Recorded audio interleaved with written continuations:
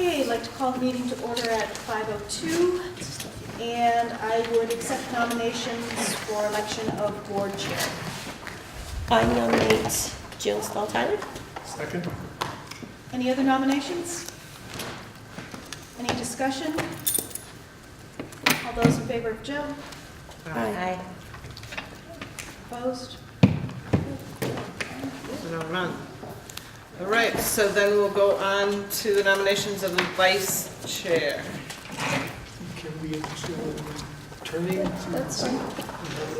Seconded. Any other nominations? All in favor of Kim? Aye. Any opposed? Perfect. Clerk, Spoon, would you like to continue on? We're on a vein here. All right. There's some things to be said for consistency. I think so. I nominate Spoon. So, Seconded. And Spoon, do you accept? yes. And all in favor? Aye. And there we have it. Then we have to have the 3 SU voting members. Right now, I think it was Kim, Jill, and Robin. Yes. David or Spoon, did you want to be on there? What is that, It's like 4 to 5 times a year, and you don't always have a lot of notice ahead of them, but yeah, no, it's all right. they Any will. of us can come to the meeting Yeah. anyway, whether we're a voting member or not. Right. Everybody's tired, I've got time to do it again, but I'm also happy to be able to. All right, shall we leave it the same then? That's fine. I'll make a motion that we do the 3 of us, for Kim, Jill, and Robin again. Second. All in favor? Aye. Okay. Establish meeting dates and time. Are we going to continue on with what we have, or are we going to have a discussion? We're all right? Works You know, for me. fix First and what's. third Wednesdays. Yeah. Good. So let's continue with that, 1st and 3rd Wednesdays. And committees. We don't have a list on here of who all we have. Do we need to vote on the time? No, I don't think we have to vote on the time, do we? Okay, as long as we're not changing it, just Yeah, I think we do. let it roll. So our committees, as they are now, Policy Council is David. Do you want to continue with that one? Yeah, I'm fine, I'm just getting up to speed. so. Perfect. Do we, if we're not changing, do we need to vote? Nope, I would Okay. say And Kim, you're on finance/compensation/evaluation/goals. I'll continue. Anybody? Is if that any- all one committee? Yeah. Well, That's the compensation is a official set, name of the yeah, finance committee? yeah. Well, it's all one committee in that, that's how it's written. Okay, And then there's a negotiations committee for classified and for teacher, which Kim is also on. okay. Which I'm fine to give up one of those if need be, so. Or is it this year, what who comes up? I don't think we're doing until anything. We'll start in the fall of 2019. The contract is up in 2020, June of 2020. So this year wouldn't meet So there anyway. won't be one. So let's, I think, leave Kim, yeah, so the consensus. Robin, would you like to continue on diversity? Yes? Sabbatical leave and special education are both down as needed. I've never heard need in the time I've been on the board. Okay, so let's not worry about them. The Act 46 Study Committee, I don't know that, it doesn't even exist anymore, so. Tax Stabilization Board for the Brattleboro Town as needed. Again, I haven't seen that one come up. Hold on, Jill.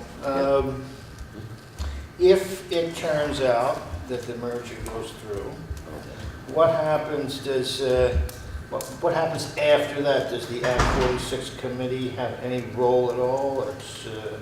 I would think not. I think we need to find out what it is that they're going to instruct us to do, and then it would come, I assume, to maybe a WSESU board meeting, and we will plan our moves going forward, how we want to. I think it comes back to each of the towns that Probably were each of the originally towns. involved. bet Can the I just high ask a school board curiosity doesn't know. question also?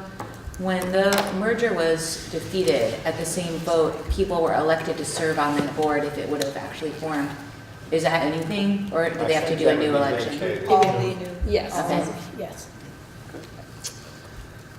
So then the Capital Grant Review Board, Spoon and Robin, you guys are on that. I don't know that you've Okay. been called We have forward. not had any meetings so far. I'm comfortable continuing in my role there. Facilities and Energy, Spoon and David are on that. You might be called in a Well, I minute. think, what was I thinking about that? Oh, we haven't had the space and facilities for it or any sense of where that's going, but if there's going to be any new construction, the energy committee will convene Right. to deal with that before the, plans are in place and stuff. So I would say this is all fine as stands, except that one no longer exists. Okay, that was nice and quick. Can you just check make sure that's all up to date? We have no visitors really. Paul, welcome, but I don't know, we've been here so many times. Not we have considered. visitors. And so then let's look at, I'd like to break it apart because I had a correction on the minutes from April 6th. So let's look at approval of the minutes for March 19, 21, 29. Anybody had any comments on those? So March 19 was the executive session for the principal search, just so that you remember. Right. Then the 21st was the informational meeting. Right, yeah, and then the 29th was participation in the alternate governance meeting, because there was Okay. Three of us. Kim, David, and me. And then April 6th was the one up at the Board of Education, which there's a couple dates that I want to make sure we all have clear in that one. So can we have a motion? Well, I can give you the dates and then we can do all of them together. Well, I move we approve the agenda, the minutes and the warrants. Except for April 6th. Yes? Well, are we going to discuss April 6th?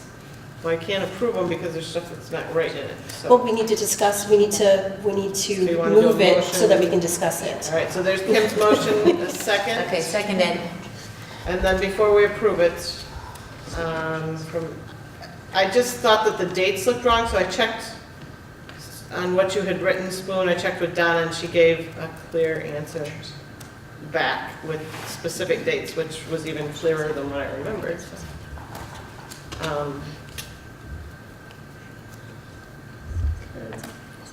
So in the minutes, it says, "The AOE will consider the testimony taken at this meeting as a part of the evidence it will use to make a proposal to the State Board of Education. This should be completed in September. The public will have an opportunity to review the proposal. The State Board will make a final ruling sometime in November." It's not exactly right.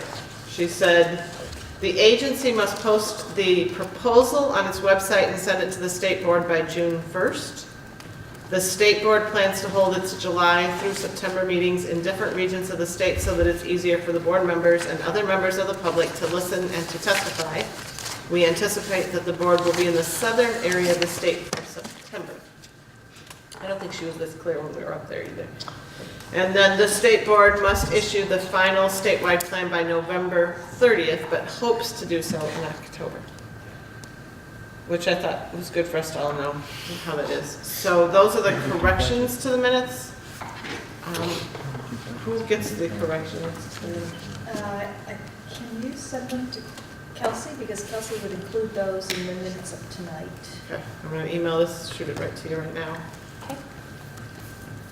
And We can't like edit the prior minutes, you Just just have like to that, make the they're pasted correction in the next one. in the next Imagine. meeting. just so we all know the timeline, which was kind of one of those things that we were asking while we were up there anyway, exactly what happens next. Jill, channeling Frank, I can't imagine trying to start brand-new budgeting starting November 30th, right? Like, it just heads up, it looks like the budget process is going to be pretty ugly next year if we don't know until November 30 which way things are going.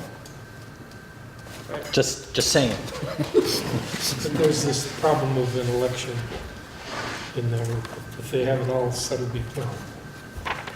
I mean, I don't think. I mean, we I'm have It's not any- gonna be imagining pretty we have to anyway. proceed Any way we as look at it. if, or maybe even follow two parallel tracks. I guess Frank will probably have nightmares to tell us what he'd like to do. Oh. Good point. I don't know. I feel like it's something to look at, but we can't do anything. So they're talking about having at latest a decision on whether and how we're going to be merged by the end of November for the school year starting the following June or July. July 1st, 2019 is when it kicks in. Okay, That's yeah, Paul's point, yeah. yeah. But normally we don't get into budgeting in earnest until December, really. You guys look earlier. But Yeah, It so is- we'll make our jobs harder, but everyone else's will. I think ours won't be as affected as much as the principals and Frank's, I'm sure. So then I guess we need an official vote on approving the minutes as amended, agenda and the warrants. So, yeah. All in favor? Aye. Okay. Moving on. See, the whole second page is the warrants, it's not that. Committee reports. Policy Council. Have you met again? No, we had an electronic meeting to approve 2 hirings. Good. Are they teachers or no? And recently, I think everybody saw the recent email from Deb about the cost of living increase, which is kind of good news. So the other thing, I'm not sure if everybody saw, I think I forwarded on to you, but we had approved asking for a waiver of the in-kind, which is the amount that we come up with as a town and school district or in general teachers or whatever, parents to put forth, and there's expectation there for the Head Start program and early Head Start, and we asked for a waiver because it looked like we would not meet that, and Brenda just submitted and asked to not have the waiver because we actually did meet it, so yay. Wow, I didn't know that. Yeah, That's great. I don't know if I passed it on to Wow, her, that took but some- I figured Deb would be here, but since she's not at the moment. That took some doing. Yeah, I'm not, did you know how it suddenly came about? I don't know what happened, but somehow it did, so. Energy Committee, no meeting, right? Act 46, it's on our standing reports. I'm not sure if we need it on our reports anymore. Maybe we should just change the standing thing to the AGS committee, since that's the only one that's still meeting and talking about stuff. Agreed.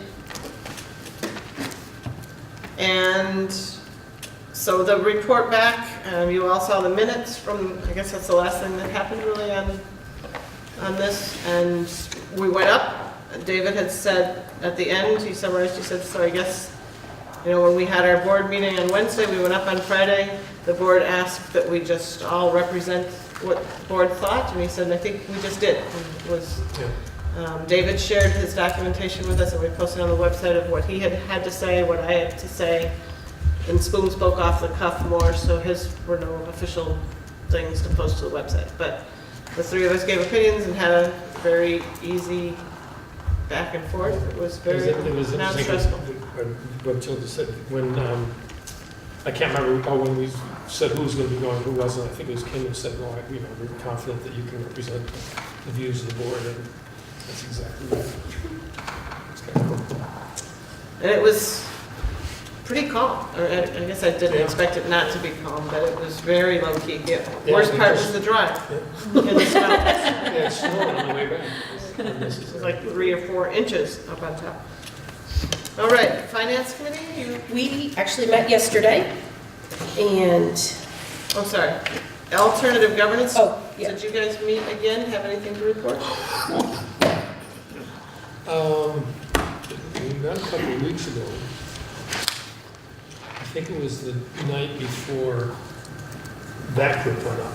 The 12 people went up, and which was Monday after our Friday, and presented the alternative structure. It was very similar, lots of information. You can watch it all on YouTube. The Putney Hunter, Laura Chapman, he was a board member, he was now select board member of Putney, videoed the whole thing, so excellent thing. And That was the Putney and it- Dummerston Putney, meeting? it was Dummerston and Guilford boards, and then representation of Putney and Brattleboro, and former board member from the Dummerston and Guilford Board or Dummerston and Burton Board? Dummerston and Vernon, did I say that wrong? Yeah, Dummerston and Vernon boards, and then representatives from the other 3, including Vernon. And you guys meet tomorrow night, correct? Yeah, I don't know why. No, I think it has to do with the small school grants, because Okay. the state board is hearing is going to be hearing testimony and talking about the criteria for small school grants going forward. They have to present the metrics that schools will be evaluated on, whether their applications are approved or not. And there are some criteria that the legislature established, but they're very vague, so they have to figure out what that means. So I think there'll be people preparing to go up and talk, at least in Dummerston for sure, and then maybe Guilford, to the state also have supposed to go. Hopefully they'll go up and talk to what the state will. So I think that's what tomorrow is about.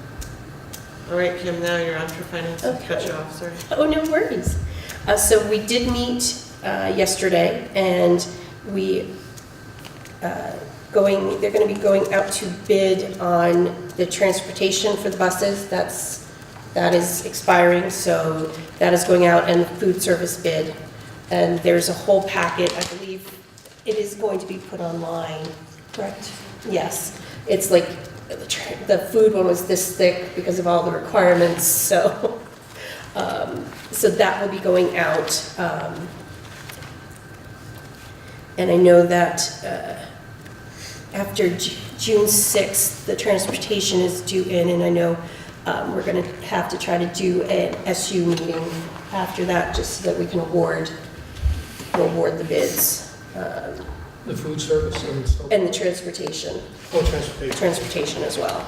In the past, we had, like, there was one summer, I think, well, I don't know how many years ago, when all the food service vendors came and fed us and did presentations.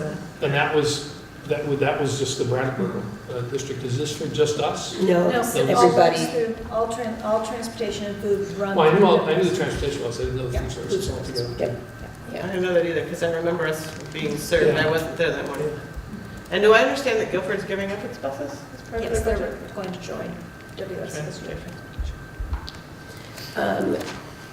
I know it doesn't include us, but the solar project for the rest of the districts, that's going to be going forward here. It should be online late summer. Frank is waiting on the heating oil bids, so that will be coming up soon. We're looking into different ways because we have to do the superintendent evaluation. So Alice is going to be going to the VSBA. They do a type of evaluation, so we're going to get the criteria that they have and compare it to what we have done in the past and present that to the SU to see which one the boards would like to use or do a combination of that. So we're looking at that, and we are putting together the different criterias for if we do the finance committee and then an executive committee, what their roles would be, and having it as two separate, and then it would be combined, do the list if they were combined, and we'll present that at the next SU meeting for all of the boards to decide how they'd like to proceed with one or two committees. And I believe that, Have we heard anything about the snowplow contract or the audit? I think those are both up this year. I have not heard about this. I have not heard anything about this. I know both transportation and food are critical and pretty huge bid process. Diversity Day, Friday. Yes. We had our meeting, we had a field trip last week where we went down to Elliott Street In the and rain, yes, unfortunately. did in the rain, but hopefully not a precursor to what's going to happen on Friday. So we're really hoping for the forecast to improve and to have decent weather on Friday. Let's see, what did it say? I know. The fire chief gave, it's a less dire prediction than it was. So just hoping the rain stops by 4 o'clock would be ideal so they can set up the stage and all the equipment for the performers. Right now I think it's saying it's gonna rain till 5, so that's better than what it was before. I think per our discussions, the event is going to go forward unless it's a downpour, in which case there's a rain date of Saturday, but a lot of the folks might not be able to come, so it's more, Down to chance of thunderstorms in the evening. yes. Just which chance. is worse than. Yeah, it was 90% chance, now it's 60% chance. It's going to blow itself out. But you get 100% wet.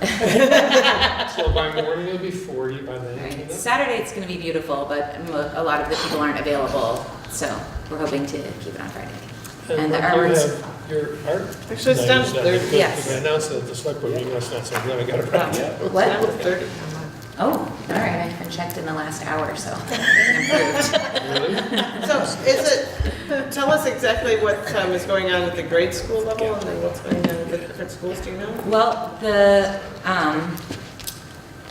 a few months ago, the committee formulated a theme of solidarity and prepared some materials for teacher learning and resources for using with their class and some sort of like ideas, but really for the teachers in the individual schools to take it where they wanted to go with that theme.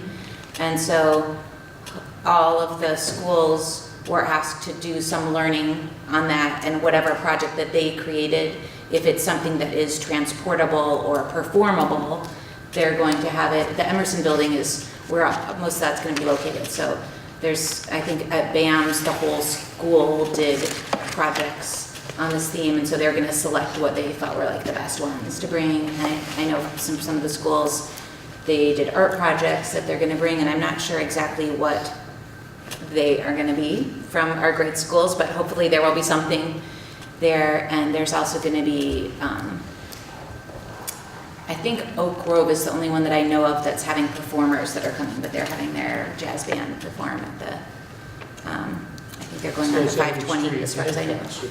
No, it's just on Elliott Street now. There's been a lot of changes of the venue because of things being thought to be available, and then later on being like, oops, sorry, we already gave it to someone else. So the current iteration of it and permanent is they're closing Elliott Street from the Harmony lot to Main. There's going to be a stage kind of like in front of the Hotel Pharmacy, and then there's going to be different community organizations and some restaurants and businesses doing tables with crafts and activities along the two sides of the street, and in the middle there's going to be restaurants that are selling affordable street food on an international theme. And then inside the two empty storefronts in the Emerson building is going to be all of the student work, but they wanted it to be in an indoor venue so that it could be something that they could have there for viewing after the day, because the art teachers especially don't really like having to like set up a whole thing and then take the whole thing down 3 hours later. So we're going to be setting that up next Thursday, but they're hoping to find a way that the stuff can, some of it at least, can remain in the windows all month long, so that even though you won't be able to come in the shops after that night, they can still see it from outside. That's great. Plus it's gallery walk. Right. And it's gallery walk, and we'll be letting people know they can come see more artwork up here at Green Street, and those Green Street folks, if they get hungry or after they've seen the art, can come down and join the fair.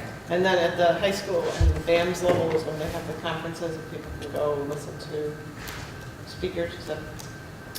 Oh, are they?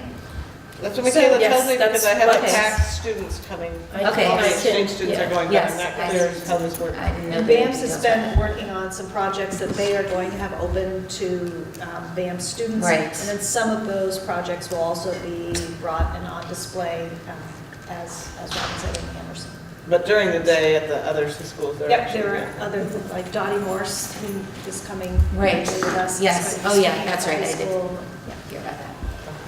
It's a footnote.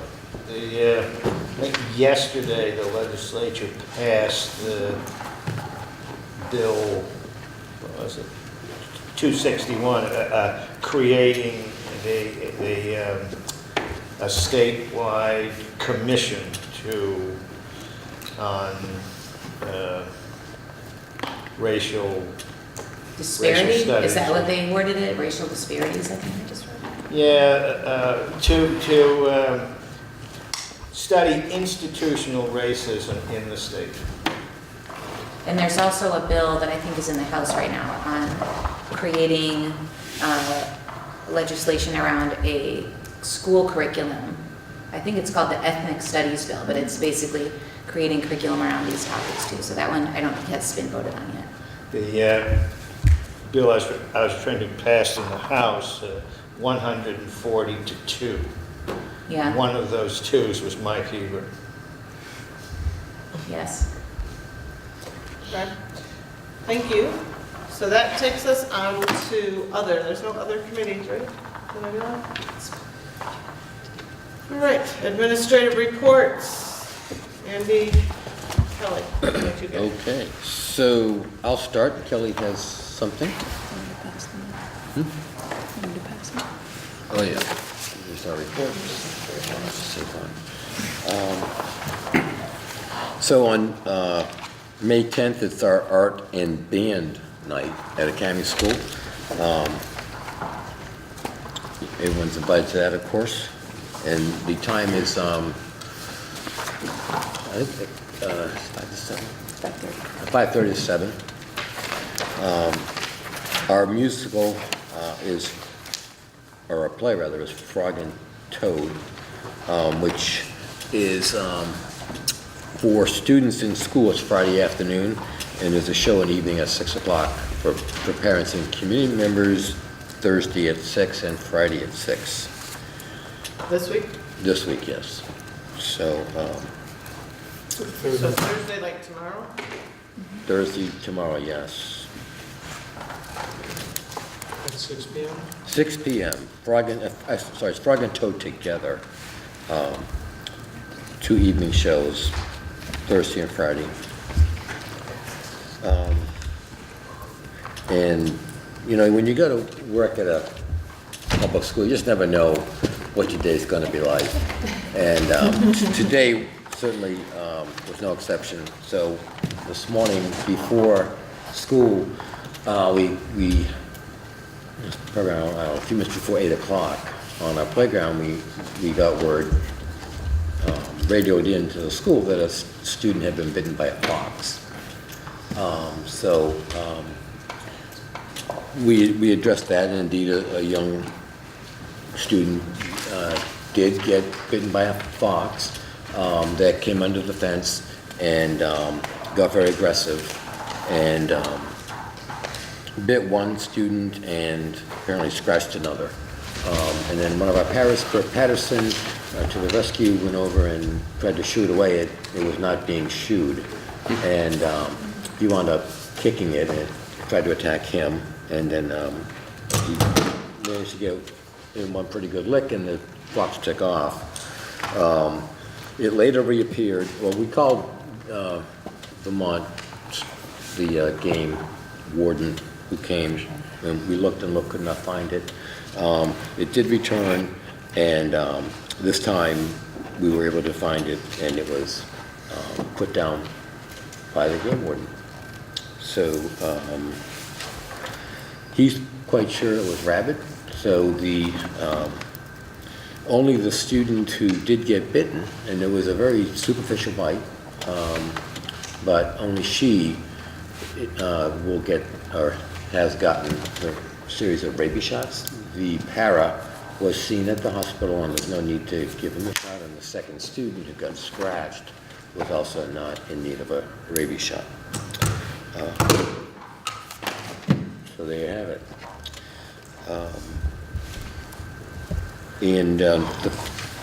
We're starting our SBAC on May 15th. We're running it, I think, May 15th through the 30th of May. And this year, for the first time, we're going to do all students in grades 3 through 6 at one time. In past years, we've staggered it, but we've worked it out. We can do it all at one time. And now, with fiber optics, we believe, knock on wood here, that we have the broadband to have that many students on internet at one time. We're hoping we're right.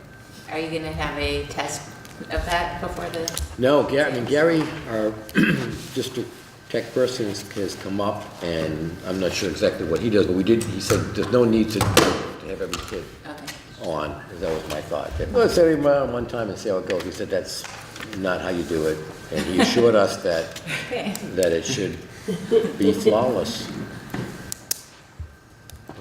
So we'll see.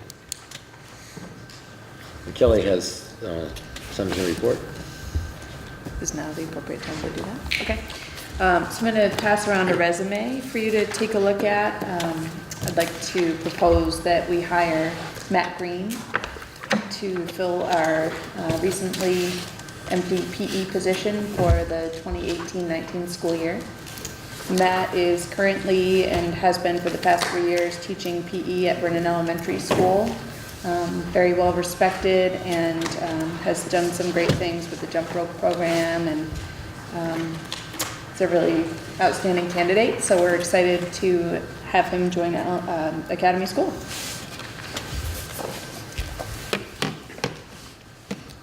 I move we approve the hire. Seconded? All in favor? Aye. Thank you. He's really excited. And he had the opportunity on Monday to shadow our current PE teacher, also named Matt. So you're just keeping it all the same. I know, just. Makes it easy you on know, the teachers, don't have to learn a new name for their colleague. Yeah, And the kids. And kids. Yeah, well, they don't call him that. That's true. so we're hoping to really continue our dynamic PE program and have him come in a few more times to really see what it's like now and how he can grow it forward. Is that the only hiring? Is there, we don't have anybody else in the county, right? Not yet. I hope to have an assistant principal for the next meeting. We had a third grade teacher earlier, you may recall. That's probably we were, Yeah, we already hired her. oh, we hired. Mark? Okay. We have the report, I believe, that we're on.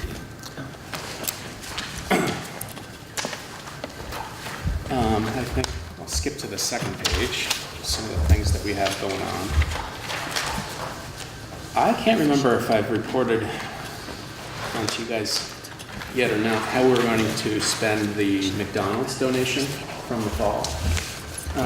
But the Student Senate was given the opportunity to take charge of that donation, and they've been doing surveys with the rest of the school, the rest of the students, been reporting out. And essentially, we are going to install an embankment slide in the back of our playground on the hill. So we'll have a permanent slide built into our hill, which is really cool. So it's kind of turning a negative aspect of our playground into a positive. So we'll be doing that probably over the summer. Also just want to note the number of field trips we have upcoming, a ton of them. So you can take a look at those, but also just want to, give a big thank you to our PTO, which is super supportive, and they've allocated extra funds to us this year to go on more field trips. So super appreciated that support from our PTO. That being said, we also have, speaking of PTO, our 6th annual Tulip Trial is Saturday, May 5th. We currently have about 225 people registered, pre-registered for the race. We're anticipating well over 300 people to be participating in this event, which may be our largest Tulip Trial ever. So really excited about that. It's becoming an event in the community that we can depend on and anticipate each spring.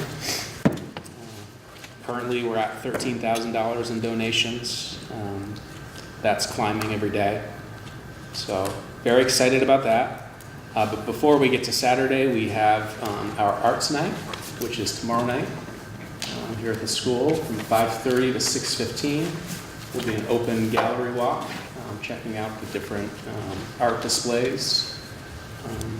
This library will be transformed into like an art museum. And then 6:15 to 7, we'll have a number of musical performances, from chorus to band to school sing type performances in the gymnasium.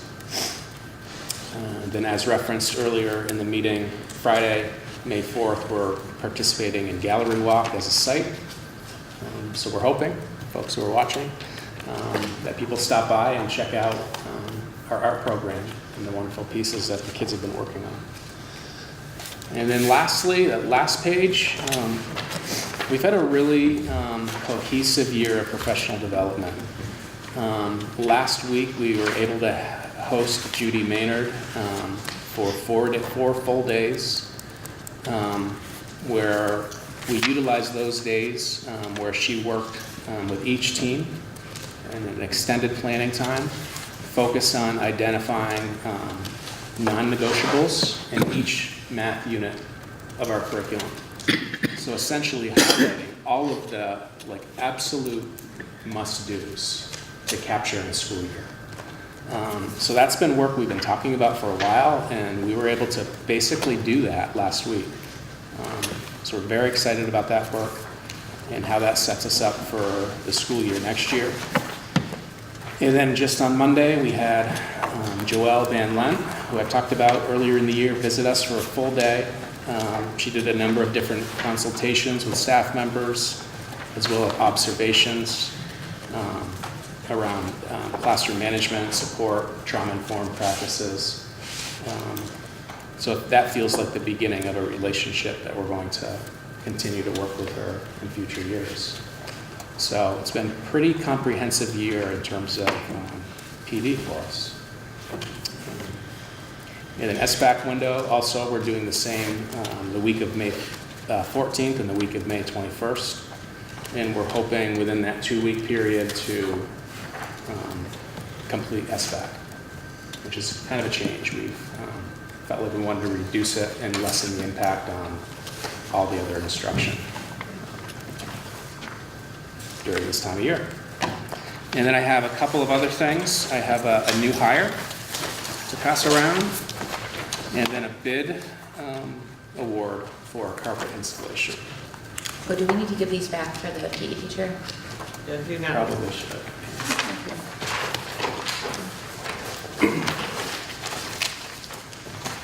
So over the past 2 weeks, we've been really digging into the social worker position and filling that for next year.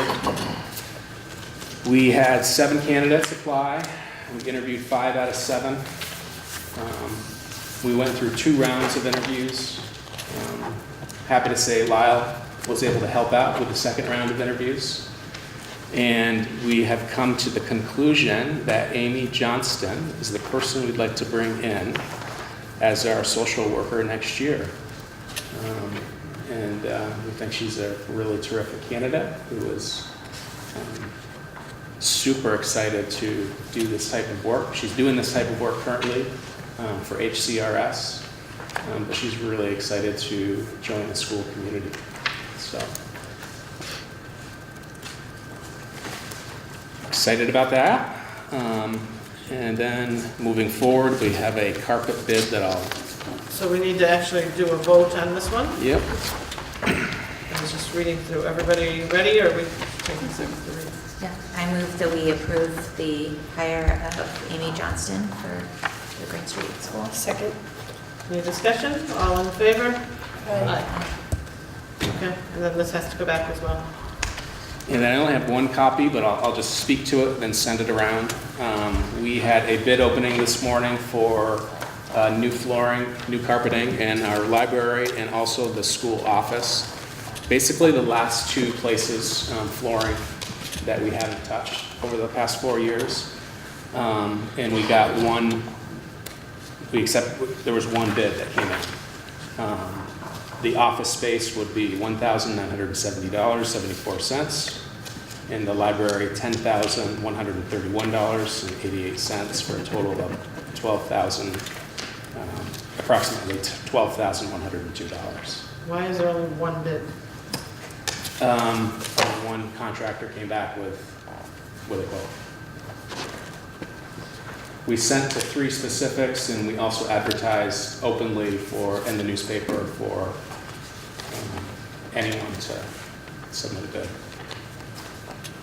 Just note that I'm uncomfortable because I have no idea what it should cost, but I don't know what else could be done. If you advertise and you send it out to 3 people, I have no idea. Yeah. I just have no idea what carpets should cost in a library and a school. Anybody else have any thoughts, or take a motion? I move that we approve the work for Lawton to do this project. All in favor? Aye.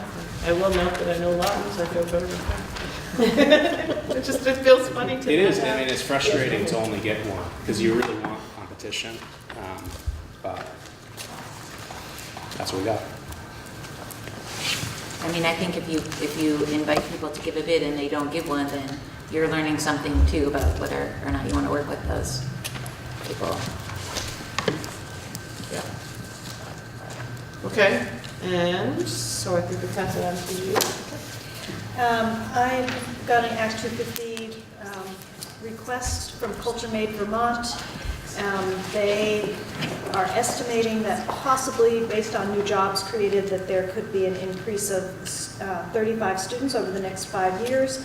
They wanted to know if this would be a hardship. I said, Absolutely no.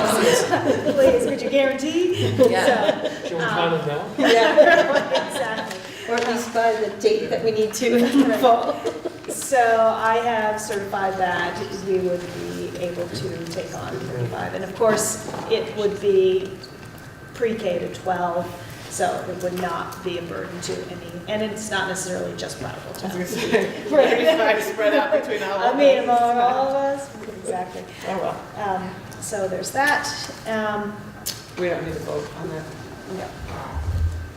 The other, I do need Jill's signature. The Office of the State Treasurer needs us to send information about Andy Julie's past work history and employment salary to the state teachers retirement system, and so I'll give that to you. Is this now because of the way the retirement is funded?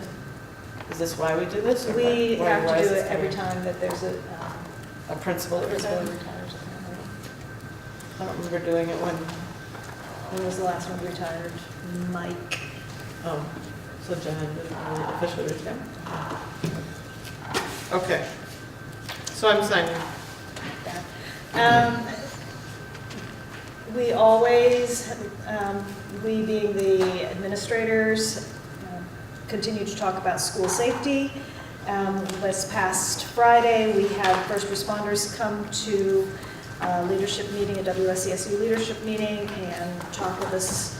It included fire department and police department, just always making sure that we're paying attention and updating and considering. There has been money, a grant offered by the state.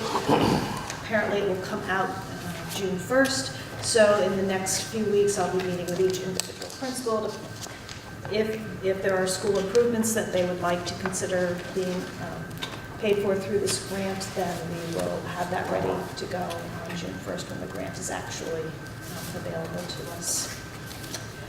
And I think that's it for me. Frank just sent me a couple of things that maybe you want me to do now, I guess. There was an email that was forwarded to me from Paul Normando from Dummerston. I'm concerned about one of the legislation that's going forward. Last year, the normal contribution of teachers' retirement was transferred to the education fund, while the accrued liability contribution remained with the general fund, where it had been underfunded for years. The total fiscal year 19 obligation in H.924 equals $105 million. The accrued liability contribution, that is the general fund obligation, is $97 million. And $8 million is the normal contribution education fund obligation. In fiscal year 19, according to the bill, $92.2 million would be paid by the general fund, $7.7 million be paid by the education fund, and in a new cost shift to school districts on the property tax, $5.7 million will be due from the local school systems. And so Paul's comment was, it looks to me like the education fund will be hit with $7.7 million. The local schools will be hit with $5.7 million for a total transfer to the cost of education of $13.4 million. As I understand it, local school districts will be responsible for paying the retirement contribution for teachers employed in their schools. This has always been a responsibility of the general fund, which has obviously not been met. So I just wanted to get Frank's quick comment on that, and he said yes, he understands this. Frank said it's all still being negotiated in the funding bill before the legislature now, and he has not heard any recent updates. So I know the Vermont School Board Association sends us all sorts of updates, but there are an extraordinary number of education bills going on right now, and some of them will have some specific impacts. So I think Paul's right to draw it to our attention and just be aware. If we have strong opinions, we can try to make them known. I know Nicole Mace is sending us all her updates as well. The other one that we keep seeing, I just wanted to make sure I understand it as regards to us, but we keep seeing from the State School Board Association about all this VHI and the Future Planning Associates terminating their administrative service contracts. Just for us to remember, as Frank put it, fortunately, we chose Health Equity as our business service agent, not the one that decided not to go forward. So we have avoided most of the severe hardships that the severe hardships that most of the state public schools are facing as a part of the transition. So just two things I thought were good for us to know from Frank that he just sent me. There's also the budget discussion going on where the governor wants to find communities that have a higher staffing ratio than 1 to 5.5, which is much above ours, I believe. Yes, so I would like to No, see. I would say it's not much above ours. Depends on who you count. Yeah, Right, I that's don't the understand issue. who they count.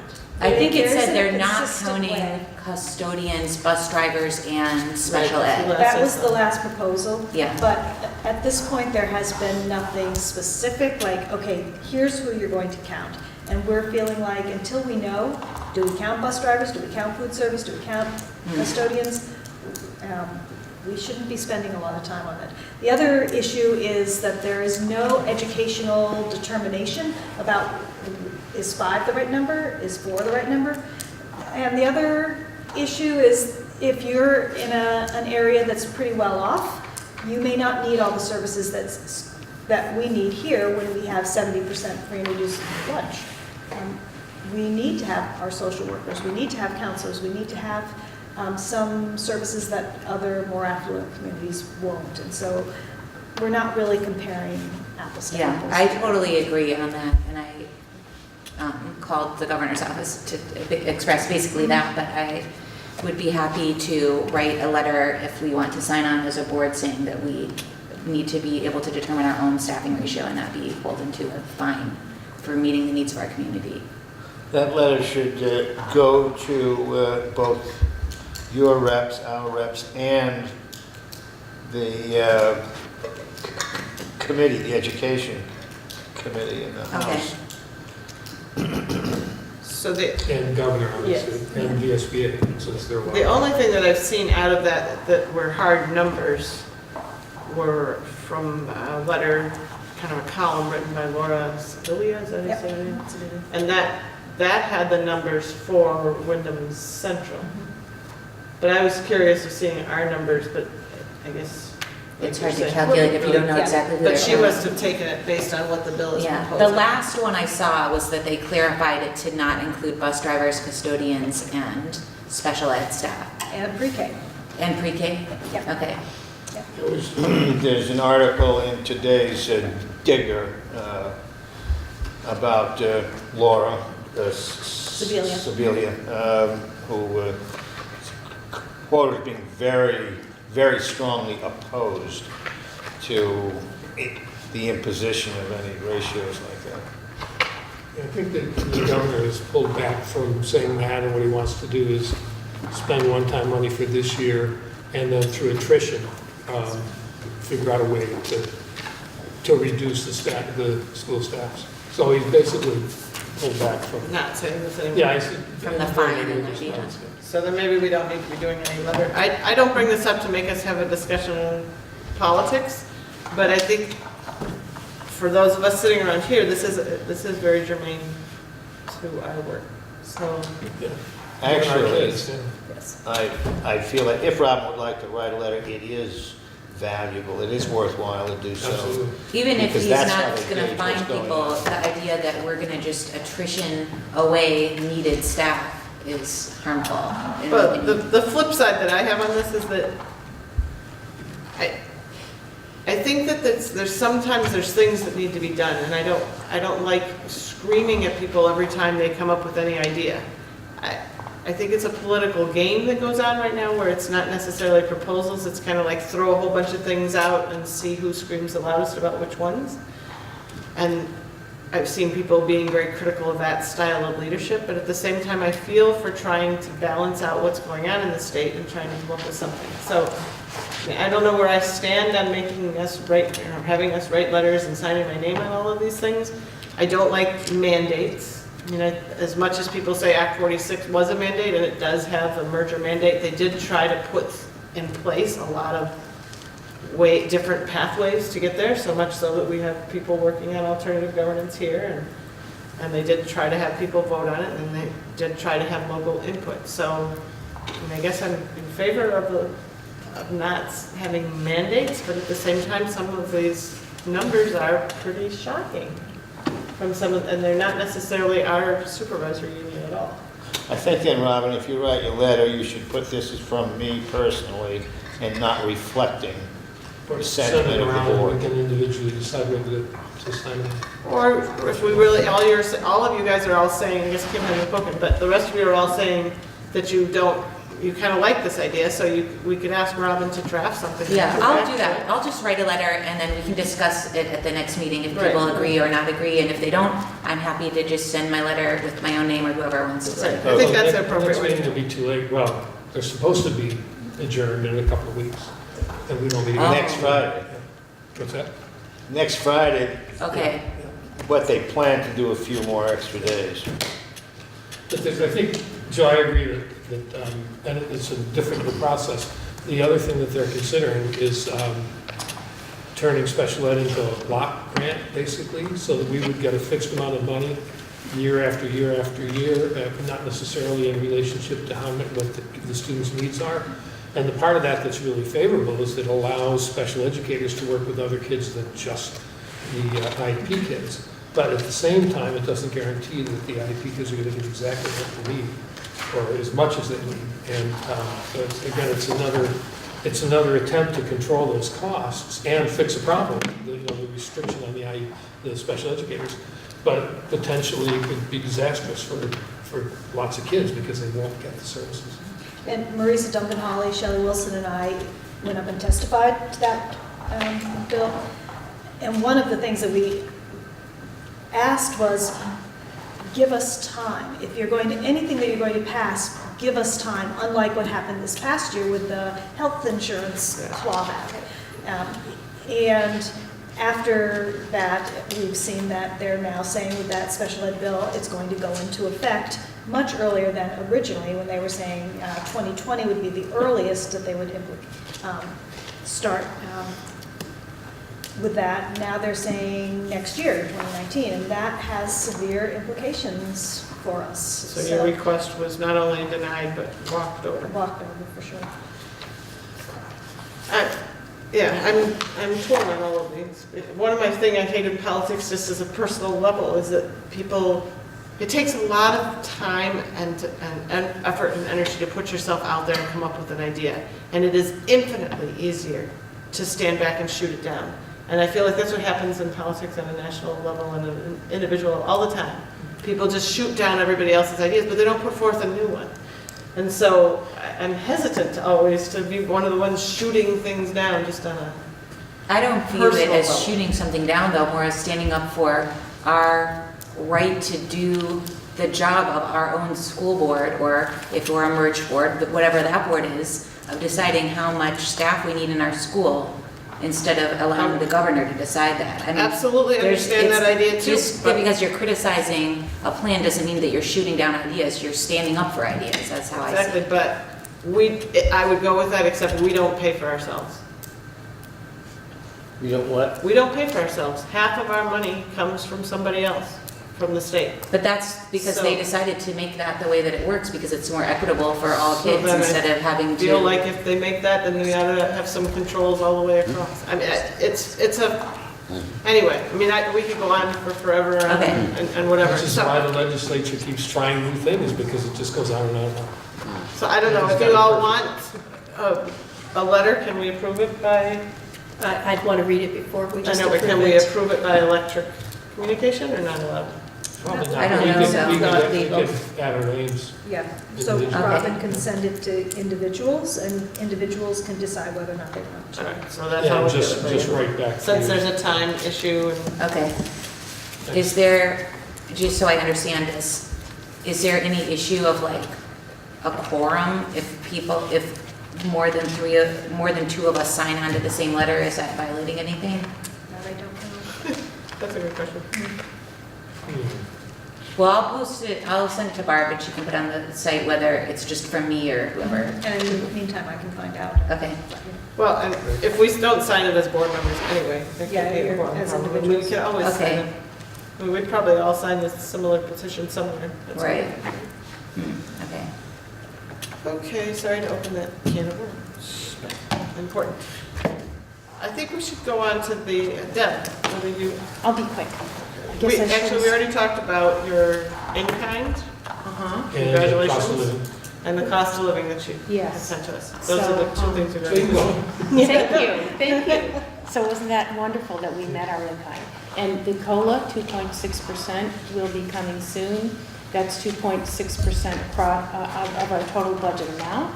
And so we're beginning to have some conversations about, so there'll be more than enough to give everybody 2% on their salaries, but then there's additional money, and we'd really like to target that back into salaries. And so stay tuned as we start to really carve out those discussions. The attendance issue, so I reported to you that effective this week, we went back to full day programming in Westminster, and that's exciting, and families are happy. We did lose 7 families in the process of having to drop back to half-day programming. We were able to bring 1 family back. The other 6 are going to stay where they're at, which means that we have 6 openings, which means that we are under-enrolled by 6, which means that we have another problem. So we have some strategies in place. One is that we have some children in the Early Head Start program that are actually now 3 years old, so technically they can be bumped up to the Head Start program. So we will do that. We don't have 6 though, so we're going to do some very active recruiting in the community. We're talking about a big open house event happening in Westminster to try and get those slots filled ASAP. We don't expect there will be an issue come fall. It's just that, families have needed to make their adjustments, and I understand that they want to stay put for now, but there's always a new regime of children who come in the fall, so we're hopeful about that. On the parent-child center side of things, speaking of politics, there has been, we have been working with a lobbyist for over a year to ask for $8 million. You remember that I asked you at one point to endorse that. And what the latest news is that the House Appropriations Committee is considering giving the parent-child centers some one-time shovel money for shovel-ready projects. So nothing that would go into our operating budget, but rather a one-time, what do you need for capital improvements? So we were asked to come up with a list of 3 immediate shovel-ready projects. And the good news for EES is that because we are also a Head Start program, we've been able to stay abreast pretty much of our program improvement projects, but we do have some biggies that have been in the hopper. And so I was asked to turn this decision around within a few minutes, and so the first thing I put on there was, we need a new facility for $1 million, because Canal Street is a money pit. So I know that probably won't happen, but I was asked to prioritize, and so that was the first thing. The second was that we need to put on a new roof, not immediately, but soon, at 54 Buck Drive. So we have a new roof on 78 Buck Drive, but 54 is going to need a new roof within the next few years. And both buildings should be painted, so that was item number 2. And item number 3 was to have keyless entry systems installed in all of our buildings. So I complied, but really when I looked at what the other 14 parent-child centers had to say about their shovel-ready projects, I was really humbled and also, again, reminded of how lucky we are as compared to some of the other parent-child centers in the state who are exclusively funded by state monies, and they needed to do things that are, in my opinion, really basic. So. Our Family Fun event in April during the Week of the Young Child was incredibly successful. I think it was our best yet. We had over 230 families come between 10 in the morning and noontime. We had an array of activities and exhibits and presenters for the children, and families left with packed lunches for themselves. And the day was a little chilly, but we had the Annies do a puppet show. We had face painting out on the playground. The Vermont Science Center, I think, came in with birds of prey and some reptiles that were pretty exciting for the children. We had activities in the classrooms, including painting and play and singing. And we actually saw a lot of new folks from the community, so that was really exciting to bring in non-EES families who were really wanting to know what we were all about. So we're going to build on that momentum and make it even better next year. That is the plan. And a book giveaway. Oh, yes, that's right. Thank you. We gave away books, and there were board members there and staff members. So it was pretty exciting. The last two items, actually three. One, a reminder, I think I mentioned, June 25th is our annual Self-Assessment World Cafe. So please, if you can be there, that would be wonderful. We're actually going to have it at Allison's Orchard in Walpole, so that we're kind of targeting the Westminster community. We'll also make part of the day a celebration for Carol Castine, who is our Family Services Manager, 25-year employee at EES, who's retiring. So we're going to have a little reception and send-off with her as part of that day. And then finally, Sheila from Bernie Sanders' office is coming back to visit on May 30th. I got a call that she'd like to come talk to me more about what we do at EES. And I think that was part of his mission when Bernie was here back in January. And really, because of all of the publicity, we really never did have that chat. So that's it. Okay, so we had some unfinished business from last time. One was recommendations on how to make sure the monthly reports are ready to be shared. I noticed that they have some things changed already. Did you guys do that on purpose? You didn't write down the transfers too? Correct.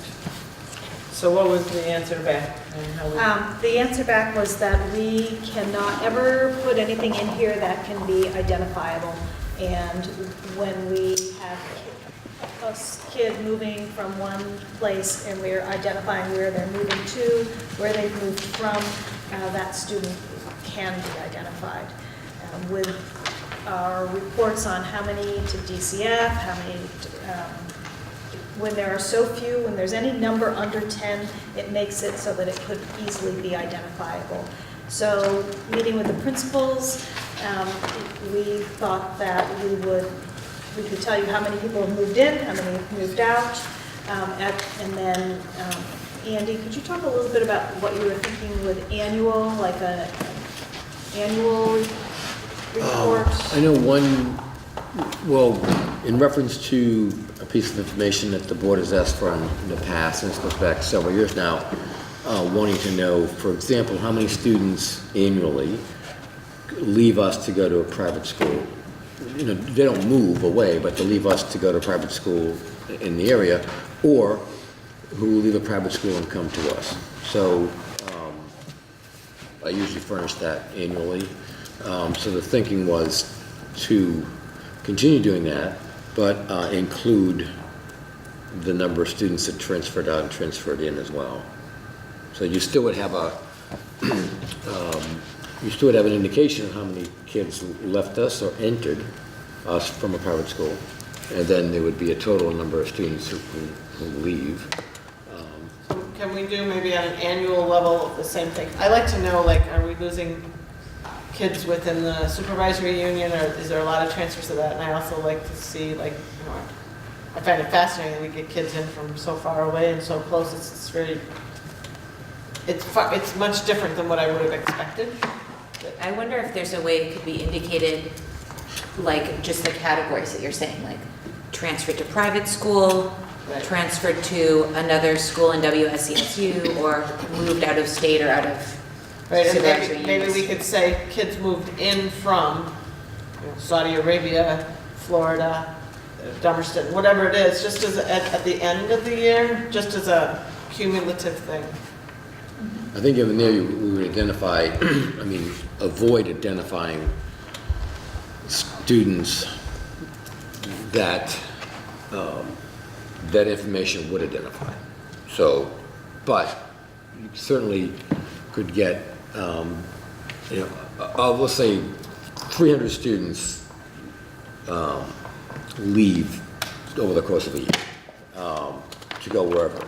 We could break that down, certainly, you know, 12 left to go to private schools in the area, 24 left to state. So you could break down like, you know, like that. So I think you guys are here, we're all saying the same thing. 12 left to As long as we can get some. Without feeling naming the of it. particular towns or states, we can just put it as Yeah. those categories, and that would be unidentified. That would be good. Yeah. And I mean, because it's been really telling to see how many kids come in and out all the time. I didn't understand that at all before we started getting those numbers. So to still keep putting in 2 kids came in, 2 kids went out each month, or whatever it is, Yeah. I think would be helpful if the board. And then at the end of the year, see the data on where did Right. Where it did it come come from. from, and go to. Yes. Because it impacts what we have to put into the budget when you've got kids coming in. And maybe you can't say 1 child from Saudi Arabia, 1 from Mexico, or whatever, but maybe you could say 5 kids from out of country. I actually feel like it might be more informative to look at it on an annual level anyway, because if we're just seeing the little trickle of like 2, 3 per month, we're not really seeing what the big picture is anyway. I think that's true, Ron. Okay, so we have a way to do this, and now these are going to be posted to the website. That's it? Start, we need to review these. I want to make sure we're looking at these, so possibly the next one, because still with our, some of our categories here. When you so- say there's 3 DCF reports, Right, would that so be one of the things we considered talked about was identifiable? saying Yeah. fewer than 10 or greater than 10, Okay. something like that, so that we're not, when we have fewer than 10, then we run the risk of being identified. I think we don't, maybe you guys tell me if you see it differently, but I don't really need to see DCF reports each month. I'd like to know on an annual basis more, like how many times. Or I would like to know though too, if there's some reason that it goes up and that January is a terrible month and we should be aware of it because we need to actually be putting something else into place here. Well, that's why I think the category that Lyle just said might be helpful, because while I think most months it would be the under 10 category, so we could just assume that's like business as usual. And then if there's a month where there was more than 10, that would be the month where we'd be like, what is happening? What's I happening? just feel like 3 to 10 is such a big number, I don't care, but yeah, I mean, I'd like to know if there's a blip somehow, yeah. The other thing we talked about is before the report to the town meeting reps, I think it's very impactful for town meeting reps to realize that there have been 30-some homeless students. So pulling that information for that specifically. Okay. Okay, thank you for looking into this. All right, we're on to, anything else from unfinished? We have nothing listed, other, nothing? On to the fire alarm system replacement? Actually, The only, I'm sorry, I think this is under new business, but it kind of was unfinished from last month, the parent request. Is that the same one about the child who wanted to skip Yeah, the first it's grade? That's, Yes. yeah, that's Okay. right there. Okay, I was just making sure that's the same. I'm wondering if we jump to new business too, whether Paul wants to be up on top. We didn't take you at the very beginning, which However you'd like to do normally it. we do. You might want to go home. Yeah, love to. So can we jump to the SBAC and let Paul do his? Well, let me get the screen set up. All right, while you're doing that, Why don't we we do could the probably parent do this, or the bid award, is that fast? The bid award, does Mark, do you have the bid award for the fire? I don't, that's not my school. It's, I think it's Oak Grove. It's okay, so none of us have the bid award for the Okay. fire. So that would go next. So now we're on to parent requests. So we heard that last time, the parent was requesting to have his daughter go into first grade, right? Correct. I will make a motion that we support that request. Second. Any discussion? All in favor? Aye. Done. And the diversity training, we can maybe also do quickly? Yes, so after it turned out that the June 20th date wasn't going to be one that we could all attend. I was exploring doing it at our other June meeting, but then that one was even more problematic. So Jill suggested, what if we just skip the summer and we do this in September at the beginning of the next school year? So I asked Dottie, our first Wednesday in September is, wait, it can be a Labor Day. Somehow it seemed like it was a day off. Anyway, I suggested the date of September 17th, and she said fine. So I would like to set that in stone and invite the other board, and let's all clear our calendars for that day. September when? September 17th from 5 to 9. That's a Monday. Oh. How did I get it onto Monday? Yeah, okay. Let me just confirm with her that must have been why I thought that the other date was a Memorial Day, because it was a Monday also. All right, So is it I'm gonna ask possible that her it's about the the 19th instead of 17th. I don't know why I did that. We'll write it in anyway. Okay, put it for the Write it in for the 19th. 19th. Assume that she can do it then, and let's all hope that's The it. 19th is Yom Kippur, if that matters. Oh, that does matter. My All calendar right, does not how show about the any first holiday. Monday, only the first Wednesday? Let me go back to that. That would be the 5th. First Wednesday's the 5th. I don't have a problem. Okay, I I will would, I'm ask gonna her. be on vacation, so if it was the week after, it suits me better. The week after Yom Kippur? Yeah. Well, that's, That's not one of our usual dates. What would you mean, like the first Wednesday in October instead of September? Yeah, that works. man, that's just gonna be reality. Is there no time in the summer? Yeah, we got. Well, The the administrators go on vacation in Administrators. July. June is really packed, and they usually don't come back, and we're always, it seems like we all are on vacation in August. And then there's a week-long retreat Right. or several days of retreat. For the administrators. Yeah, yeah. So, no, What you said, I thought, did I miss something? yeah. All right, so what's your pleasure, folks? The 5th is impossible, the 12th could be a special meeting.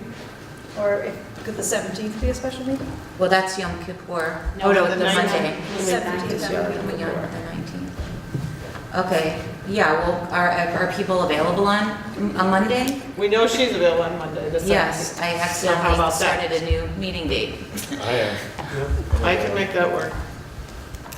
I think so. I'd have to just double Okay. check. Now, we had the intention of inviting the VUHS board. Is that they have meetings on Mondays? First and Is that- third, so I think. That's that during works. their meeting. Yes, during their meeting. What So time we are can we still talking? invite them, and they can say, no, it would take too much of our meeting time, Or or what time are we take all their talking? meeting it time. might take all their. From 5 to 9, and their meeting, I think, Okay. starts at 7. So maybe they can come for 2 hours if they wish, right? I mean, they're already there. Okay, I'll talk with Ricky and okay. figure that out. What's the exact name of the training? I just have it down as diversity training right now. I can ask Dottie if she has a better title for that.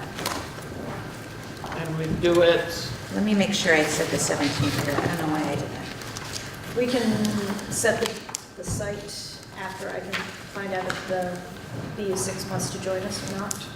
Okay, And then if they do, possibly we could do it at CUSA because there's enough room to spread out a little bit. we're saying, And we're saying that. all right, Paul, are you ready back there? I am ready. All right, so we should all come around. So if you wanted to take the opportunity to A, be easy on your eyes, and B, stand up, you could certainly, you're welcome to come a little bit closer up. We have wonderful seating here, these lovely swivel chairs. So the request was to provide a little bit of overview of the most recent large-scale assessment data, and that's what I've got here. After the slideshow, I can certainly post it to wherever you want it posted. I'm not sure if you want, yes, or if I email you or however. Barb just puts it up on the. Okay, I'll give it to Barb and she can set it up. So, oh boy, more data. In general, I know that's maybe a little bit hard to read, I will read that to you. So overall notes, what I try and do is provide you a sort of an overview for the whole supervisory union.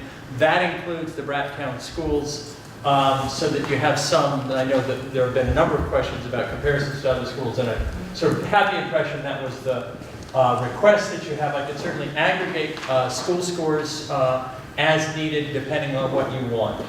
So for the whole school comparison, I'll sort of give you a text preview.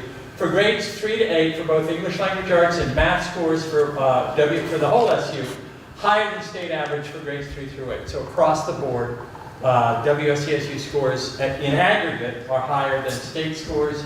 For the high school, English language arts scores were above the state, but math was below the state. At school level comparisons for the 2017 administration, English language arts, 4 schools, BAMS, Jefferson, Oak Grove, Putney, were above state average, 2 by nearly 20 percentage points. For math, 5 schools, Academy, BAMS, Jefferson, Oak Grove, Putney, were above state average, again, in a couple of cases, nearly 20% above. But no schools in the SU were more than 10 percentage points below state averages for both of the assessments. So in general, school by school, nearly at or at state averages or above. Good data. So for English language arts for the spring 17, this is each of the schools. Academies here, 51% proficient. Oak Grove, 72% proficient. Green Street, 46% proficient. These are the other schools in the district. The 3rd through 8th grade average for Wyndham Southeast for the SU is at 58. State average is at 54, and then 11th, VHS 11th grade averages are there. So where's Green Street and Academy is slightly below the state average? State average is 54, yes. Green and Academy slightly below Oak Grove above. Okay? For mathematics, again, Academy, Oak Grove, Green Street, the other schools in the SU, state average of 44, VUHS and state averages for 11th grade. Okay? And by the way, the assessment is now shifting to 9th grade at the high school. Starting this year and moving forward, the SBAC will be given at 9th grade. Instead of 11th or Instead of 11th. But they're doing the science for 11th. Science assessment, the brand new science assessment, new this year, will be given at 11th grade. Yeah. And the new PE assessment will be given at 5, 8, and 11. 5, 8, and 10, excuse me. Right? New physical education system. Okay? Is this like a physical activity or a written test? Yeah, no, it's physical activity. It's not really, but you remember the president's physical fitness test? You do a bunch of different stuff. That's what this is. It's different stuff that you're doing for the president's assessment, but a similar idea. Called a fitness grant. So, and there have been questions about historical data. So this is all of the SBAC data that we have. So 3 years, 2015, 2016, 2017, for each of the schools. So you can look at some of the changes within that, and sort of within that time frame. Here's Academy for those 3 years. Here's Oak Grove for those 3 years. Here's Green Street for those 3 years. Other schools, Wyndham Southeast, state average, high school, and state for 11th grade. Notice that as the sample size gets bigger, you tend to see a little bit less variation over time. So that's English language arts. And then a similar similar slide for mathematics. Here's Academy, here's Oak Grove, here's Green Street, other schools, BAMS, there's Wyndham Southeast as a whole district aggregate, state, high school, and state 11th grade. And by the way, the state does not provide aggregate data at the school level. They only produce grade by grade data. So in order to create all of these graphs, one needs to download all of the student level data, aggregate it, recompute percentages, and then produce the percentages. I noticed that a lot of the schools on English and math seem to show a decline on the gray year, the most recent one.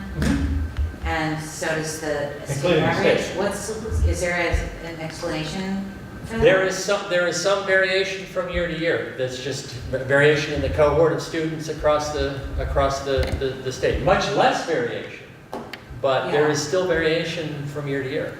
But I mean, doesn't it seem odd that that variation would go in the same direction on all the schools and at that state level? Maybe if something happened on the test. that Yes. was- Some Yeah, odd that's actually- questions. That's actually something that the state was looking into, because typically when you give something like this, you don't see everybody go down or everybody go up. When you see that, it's usually a problem with the instrument, with the test. Okay. That's just, it's a little variation. So they're still trying to figure that out. We may Although hear numbers something seem again up after to next try. week. Yeah. Ever since the oddball. Yeah, but it was on, Across the I state. noticed it on the English one too, the previous slide. It was uniform across the state. Well, the Green Street bucket train. Yeah. And so did Oak Grove. So, if there was some question about, well, what's an even longer term perspective? Here are the older kneecap assessment data and the newer SBAC assessment data. This is going back to 2005. So if we track an individual school, here's Academy in the blue. You see over time some dips, some ups and downs, some ending on an up note here, but certainly some dips and changes over time. Similarly, Oak Grove, the orange, way down, up, down, up. Green Street is the gray, down, up, down, in the middle, down. So as we look at trends over time, to me, the take home that I get is, well, it depends on the scale you're looking at. So we do experience changes over time. We know that there are any number of factors. We actually know quite a bit about the factors that contribute to high performance. And those factors change over time, and so we see some changes over time. This is English language arts. But wait, before you leave, but we're mostly above the state for most of this time. right? Yeah, so state is the lighter blue, and again, less variation, but still some variation. But by the time we get towards the end here, when we put all this stuff in 2011 up, we're above the state. 2011, there's the state average. By 2012, two of the three Bracktown schools, let's see, that's orange, and that's orange, the lighter yellow is the district. Right? Is that what you're asking?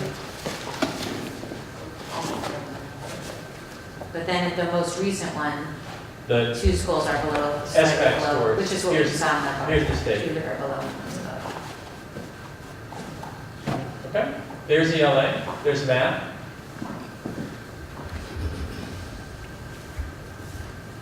One can make similar observations. And then here's this, from last year, the last of the kneecap science assessments. Here's, sorry, that's a little small, it was just how that came out. Academy, Oak, and Green are the first three there, other schools, the district, and the state. So those percentages are hard to read. District is at 40%, state is at 46, Academy 43, Oak Grove 44, and Green Street 29. Okay. That's it. That's the very brief, quick and dirty overview of assessment scores, large-scale assessment scores. I know this isn't our area, but is the high school on science still below the state too? I didn't include that in there. I don't know. I'll look it up. I'll tell you by the end of the meeting. I just wonder because I feel like we've talked about science the whole time I've been on the board and we've been consistently under. I wonder whether that still translates through. I mean, it's our kids. And the time I've been on the school board, the kids have gone all the way through high school. I just don't feel like we're getting anywhere with science. But I think the new science assessment, and I'd love to show the board some of those questions, the new science assessment that will be given this month, has some really interesting approaches to looking at science and some really important implications for how science should be taught. Specifically, there is a claims, evidence, reasoning kind of model that's put out that the expectation is that students are doing science, but then are coming together as a group and learning how to and eventually making claims that they can back up with evidence from the work that they've done and provide reasoning for that, right? And that's a sort of an approach along with the next generation science standards that we haven't had, I think, enough emphasis on that I'm particularly interested in making sure is happening in classrooms. The really interesting thing is that it has a parallel with the Common Core standards in terms of arguing in literacy, using literary text to provide evidence for your arguments or making claims. Mathematics, making claims and backing them up with proofs, for instance. Social studies, looking at original documents, making claims and backing that up with evidence and reason. So there's a sort of a nexus of teaching students, encouraging students to to make claims, use evidence, back up their thinking. Now, the next generation standards and the Common Core standards all began about 3 or 4 years ago, is that right? Common Core really came out, the beginnings of it coming out was about 2010, so a little bit longer than that. Next Gen is a little more recent than that. So the kids that are now taking these tests, though, are the first cohort that have come up with that through their elementary school years. Yeah, yeah. Yeah, the shift Although there from... are similar standards in place since the middle 90s. It's been a developing process, but it's not a huge Yeah, I think that the big difference between the Common Core standards and the former grade level expectations was the grade level expectations were kind of written with assessment in mind. Those descriptions were in assessment language and were kind of hard for teachers and the public to really get. The new Common Core standards, I think, are a little bit clearer and hopefully a little more accessible. But very similar in terms of what is expected of students. All right, Okay. thank you, Paul. You bet.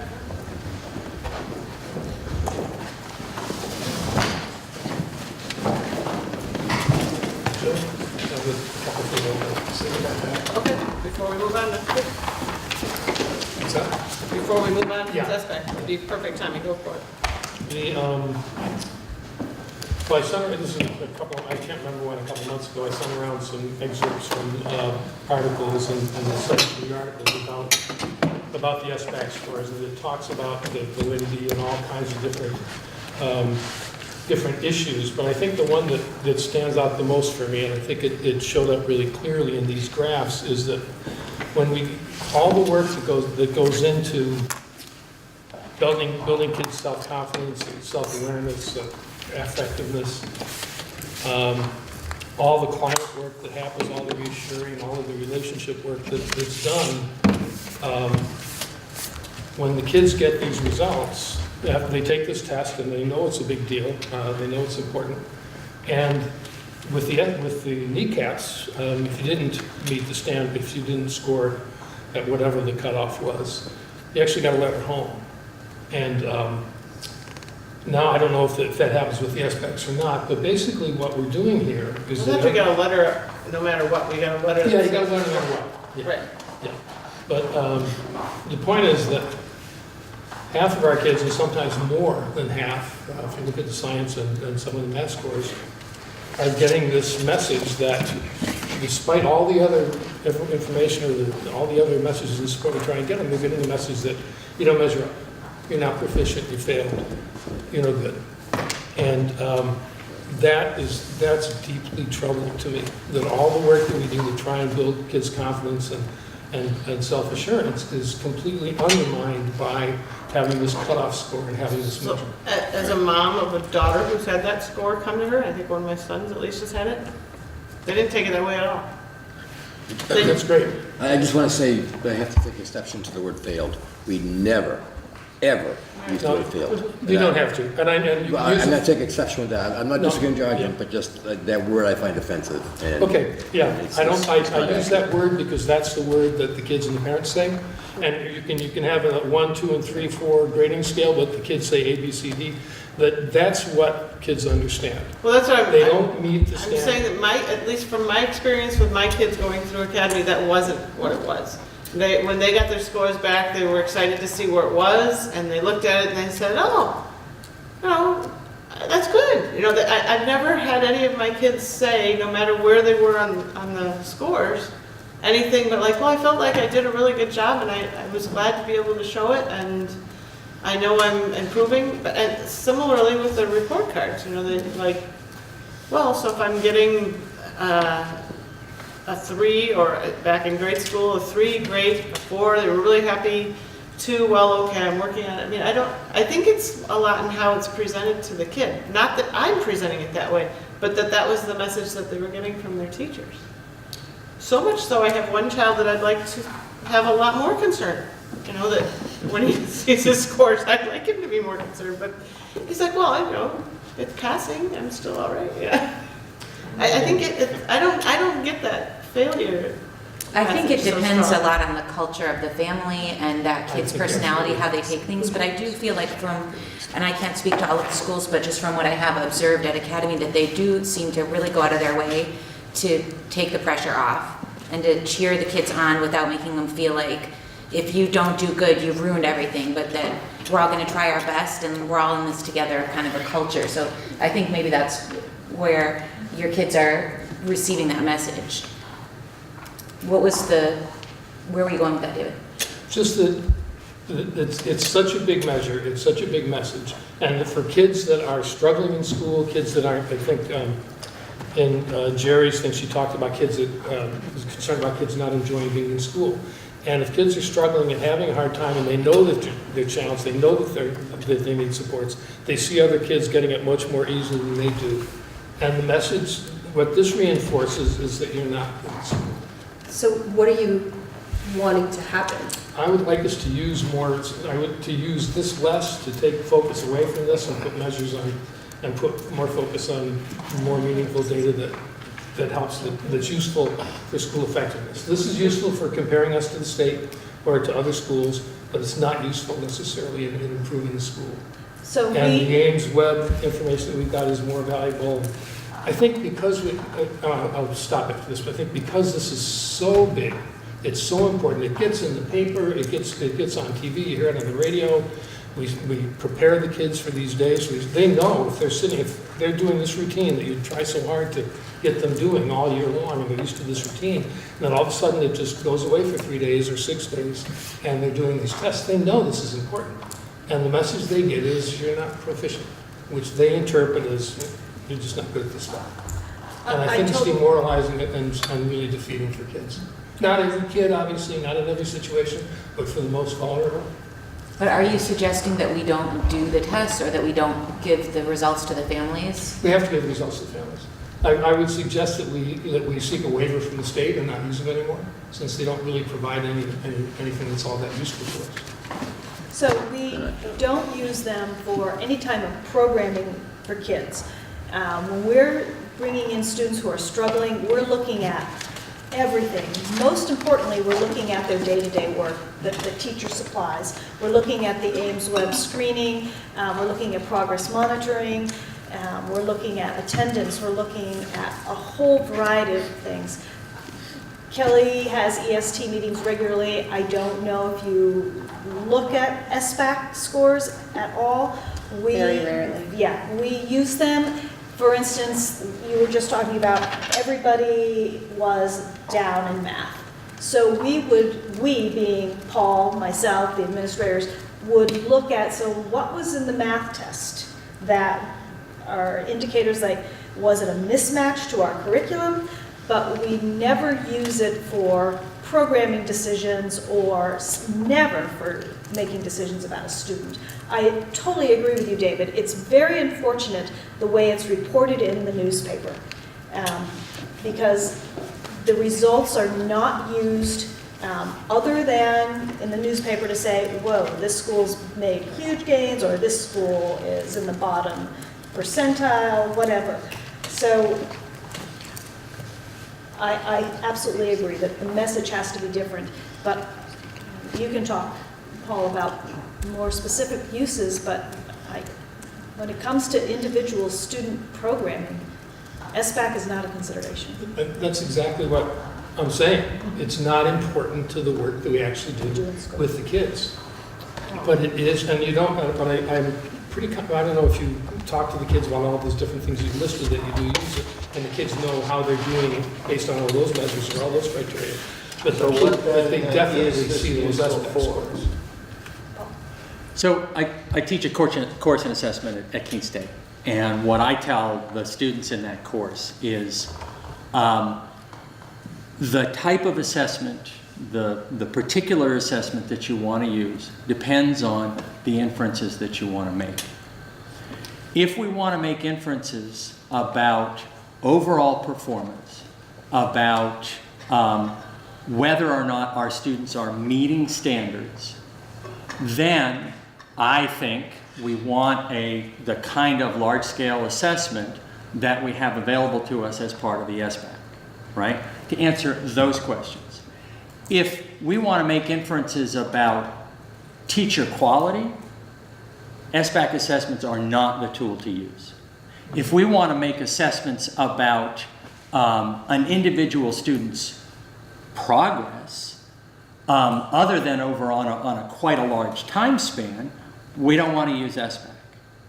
So we want to use other assessment tools to make other inferences, right?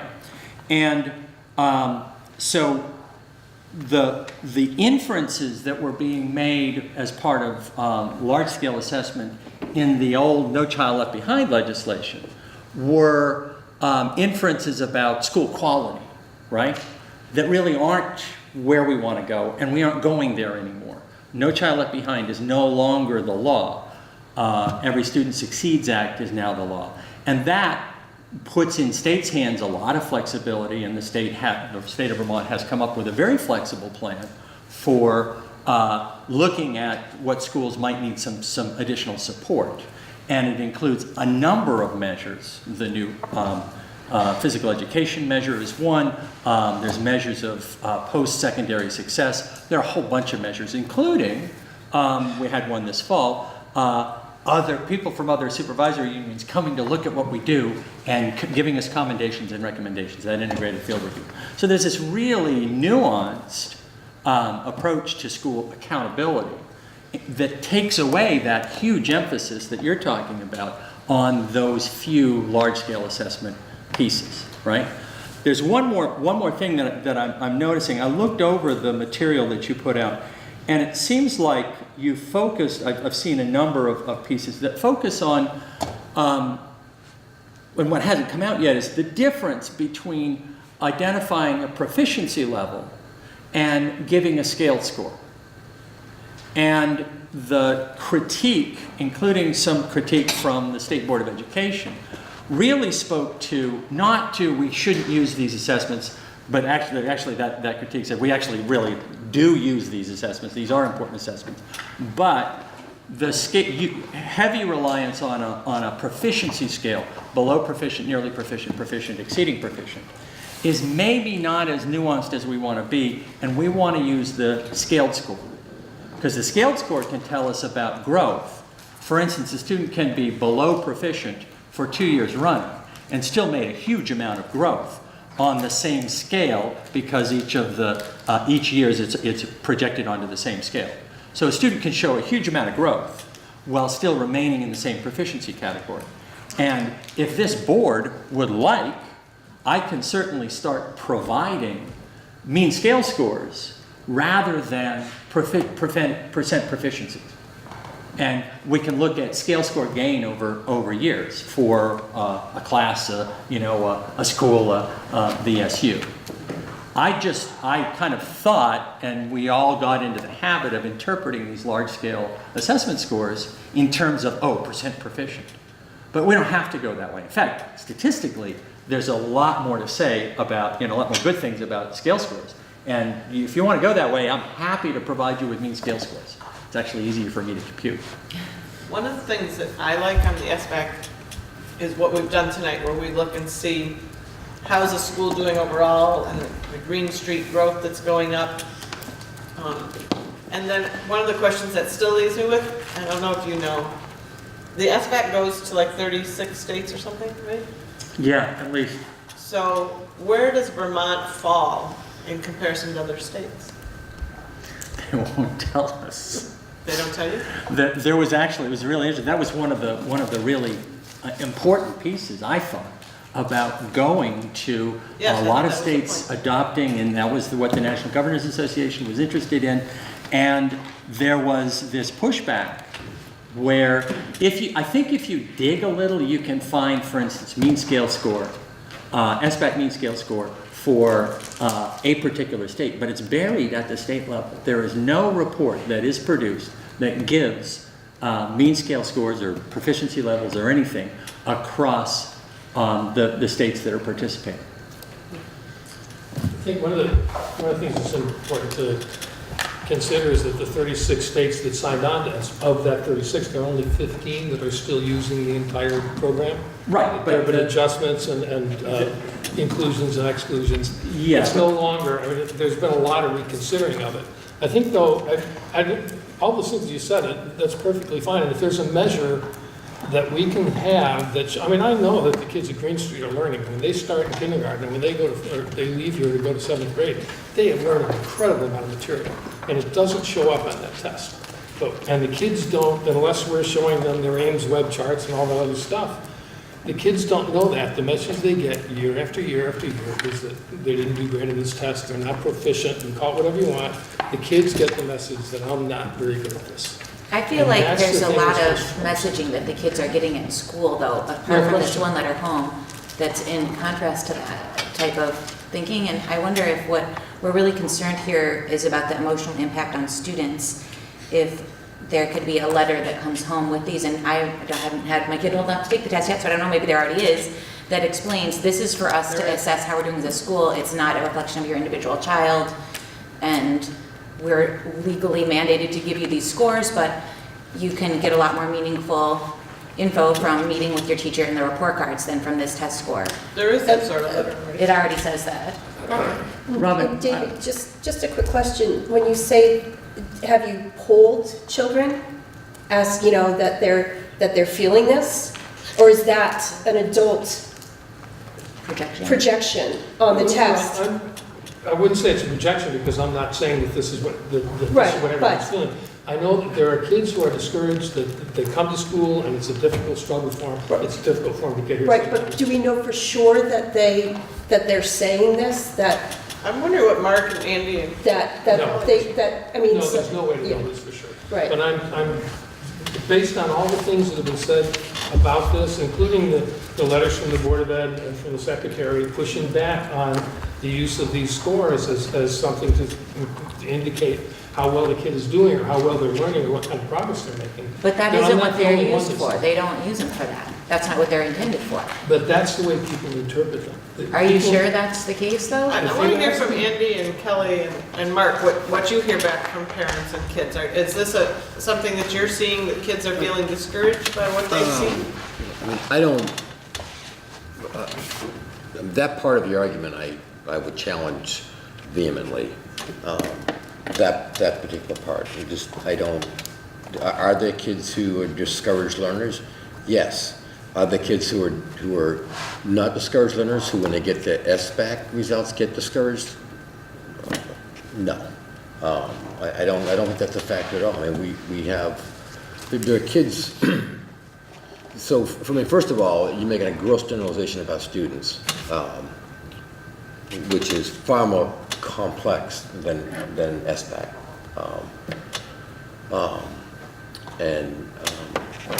And then the way the schools present SBAC and the way we address kids emotionally around their self-image and how they're learning, really supports kids. And so I don't think that SBAC is part of or adversely affects kids' psyches. I mean, SBAC, there's a pretty good correlation when the kid gets a 2 in literacy on the report card, and a 2 in SBAC. There's a pretty good correlation. So, child gets a 2 on his report card. It's not very different from getting a 2 on SBAC. we don't really feel like kids, I don't feel like kids are looking at the 200 report card and say, oh, I'm a failure, I failed. They're saying, wow, yeah. And the conversation is, well, what, how can I improve? Do I work harder? Do I come back for after-school support? Do I get other supports from the school? The teacher looks at, differentiation. So I'm not arguing for SBAC, but I am taking issue with that part of your argument, Dave. I think let me see if I can be as clear as possible, because what I'm saying is that all of the things that you do are designed to build kids up and to make them able to be better and to be better learners. And that this is an example where they get a really clear and really official message that they're not doing that great. Yeah, and it contradicts. We can agree to that disagree message. on that.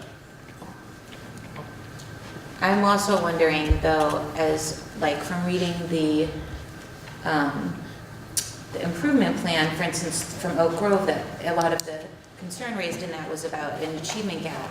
And I feel like if we were to waive these tests that are basically assessing, although imperfectly, the school's effectiveness, are we going to lose important data that could tell us, work that the school needs to do, not There is no necessarily way. for an individual kid? I bet anyone in here a significant amount of money. There's no way that the Agency of Education in Vermont is going to allow a district to opt out of SBAC. That's just not going to happen, regardless of how we feel about it. It just is not going to happen. I just want to stress too that we've been sort of feeling excited and gaining momentum, and I know it's true because I've worked with Mark. I can guarantee you're doing this already too. We kicked it off this week with a skit at all school. Teachers did a skit about the SBAC and taking your time and reviewing your work and skipping a question you might not know and going back to it. So it's teaching all of these skills that are lifelong skills, and they transfer to jobs later in the future.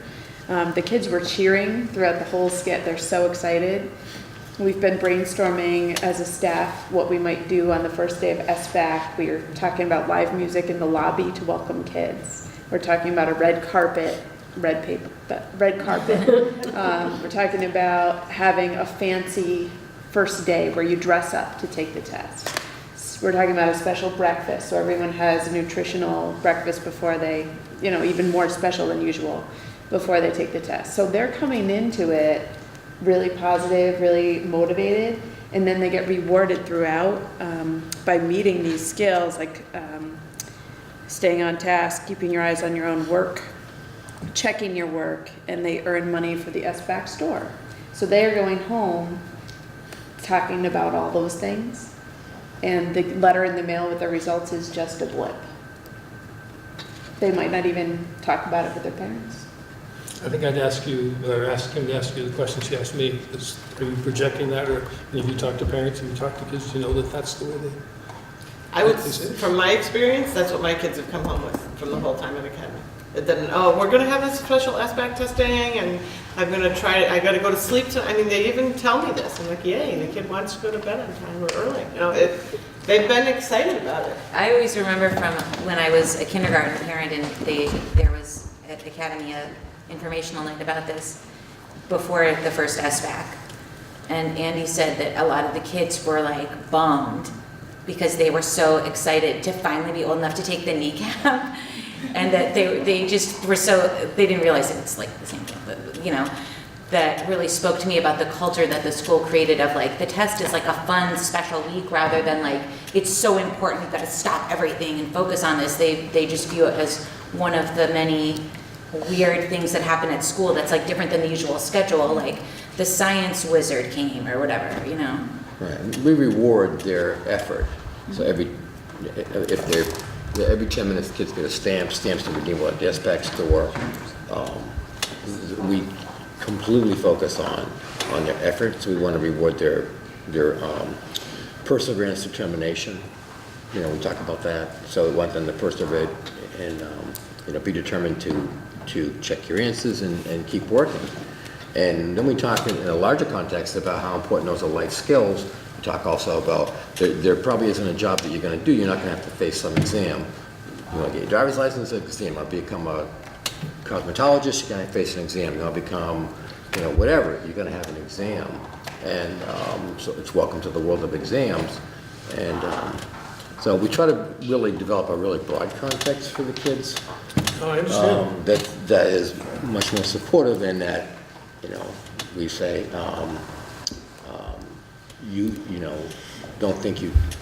whenever you think you can't do something, it's like, I can't do that yet. So I'm ready to chime in here now. please do, I've been talking too much. I'm thinking of, I'm listening to all of this, and I find, now I have somewhat over a year in the schools, and things, the picture gets a little bit more clarified all the time. And I feel good that it feels, certainly on the elementary school level, that kids like to go to these schools, that they enjoy. And I see them every day, because I see them walking to, once in a while you see a kid walking very slowly and sadly down the sidewalk. But there's always some kid like that. But, so that, I'm okay with that. I wonder what I don't know, and it's not really our purview, is how the high school kids feel. What happens by the time they get to 11th and 12th grade? Are they still saying, boy, I like education, this is really good? But even more than that is, what happens to them when they leave our educational system here in our SU and around the states. In just this week, Public Assets put out some statistical thing. One of the things it mentioned was Vermont was the only state in the country to experience a higher poverty rate. And what, the last year or something? Yeah, and so now there's not, is there a connection between education and that poverty rate? Could there be, should there be? And this is just like one of the indicators we keep, as I've said in more casual conversations. I've traveled around the country quite a bit. Being an educated white man, most of the places I go and people I see are like me, educated people, and they live in school districts that they think are very good. And I talk about Raleigh, North Carolina, or the New Jersey suburbs, or Minneapolis, or Athens, Ohio, many different places. An exception is New Orleans. But most people feel that they have good schools. And again, as I have been saying, I look at our country and I wonder how well our population is educated.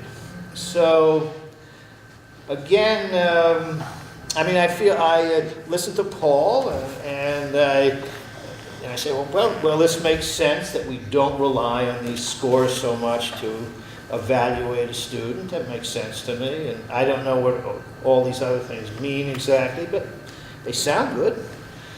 But I still don't know whether the kids we send out into the world do well. And our town is not doing so well. Our state is not doing so well. Maybe, I don't know, it seems to me that's, how else will I know how good of a job we're doing here? Period. I'm kind of thinking I'd like to leave it with that on the SBAC. And move on, because it is 3 to 7. We can't do the fire alarm. We've done parent, we've done diversity, and we've done SBAC. The things that are remaining, there was a technology plan review, including cell phone use. I'm just going to throw out there that there's only 1 or 2 sentences is what you found, so there really isn't a strong policy. This is the elementary school board. But the policy was no phones at school, which I think is pretty clear. Is there anyone Yeah, who so- wants to change that? So I think for elementary school, I think we're okay, are we not? When you say no phones at school, No, isn't They that what don't the come sentence? out. no phones out of backpacks. Right. Right, no using your And I phone don't- during school. And I don't know that that's a policy, I think that's a procedure that they might have in place in each of the schools. I have not found a cell phone policy for the elementary school. Oh, I thought that was what that 2-sentence thing was, wasn't that from the handbook? It's Or in is the that not handbook, count- but- Doesn't count as a policy? No.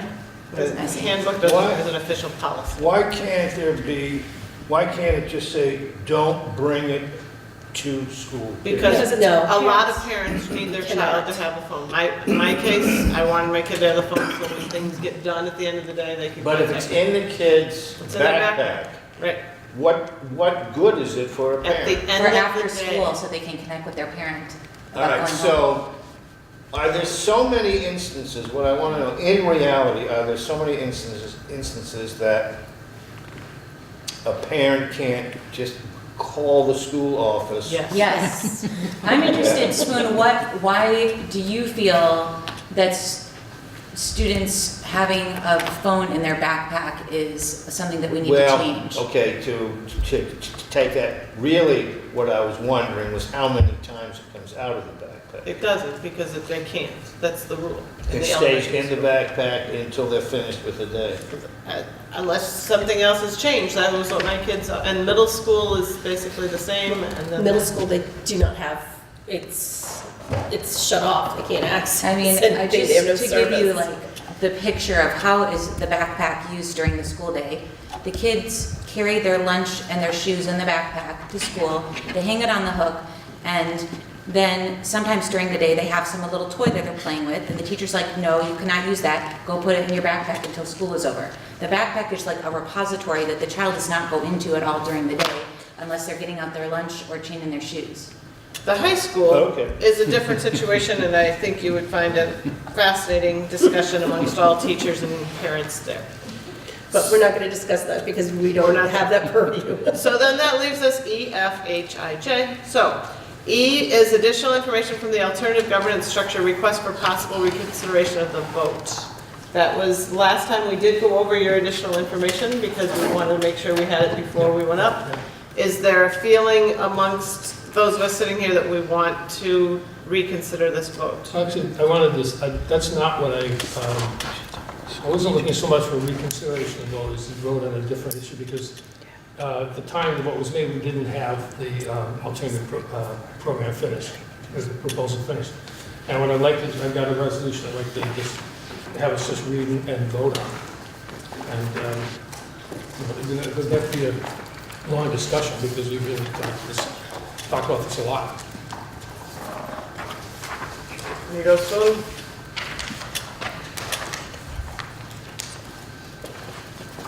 You want to read out loud, David? Yeah, and so I'd like it to go to the Secretary of Ed and the members of the State Board. As you know, voters in Brattleboro, Putney, Guilford, and Dummerston rejected the articles of merger presented to them in November 2017 by a 2-to-1 margin. In 2014, 2015, and 2017, the Brattleboro Representative Town Meeting overwhelmingly affirmed resolutions opposed to any change in our town school governance that was not supported by the public. Our WSESU Alternative Governance Structure Subcommittee has developed a viable proposal for meeting the goals of Act 46. We ask that you consider these expressions of the public will as you review options for the future of our town school districts. So I'm going to take that as a motion that you're making. Okay, yeah. I think is easiest. Is there a second to this motion? I'll second. So that opens us up for discussion.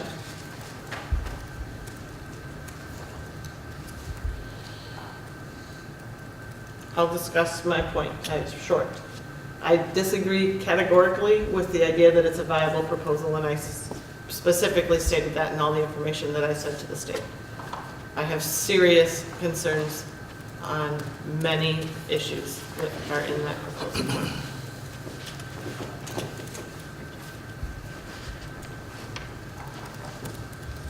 Well, from what I know of it, I don't. I think that the governance structure, that the old AGS would work fine, because it's, most of it's not much different from what we're doing now.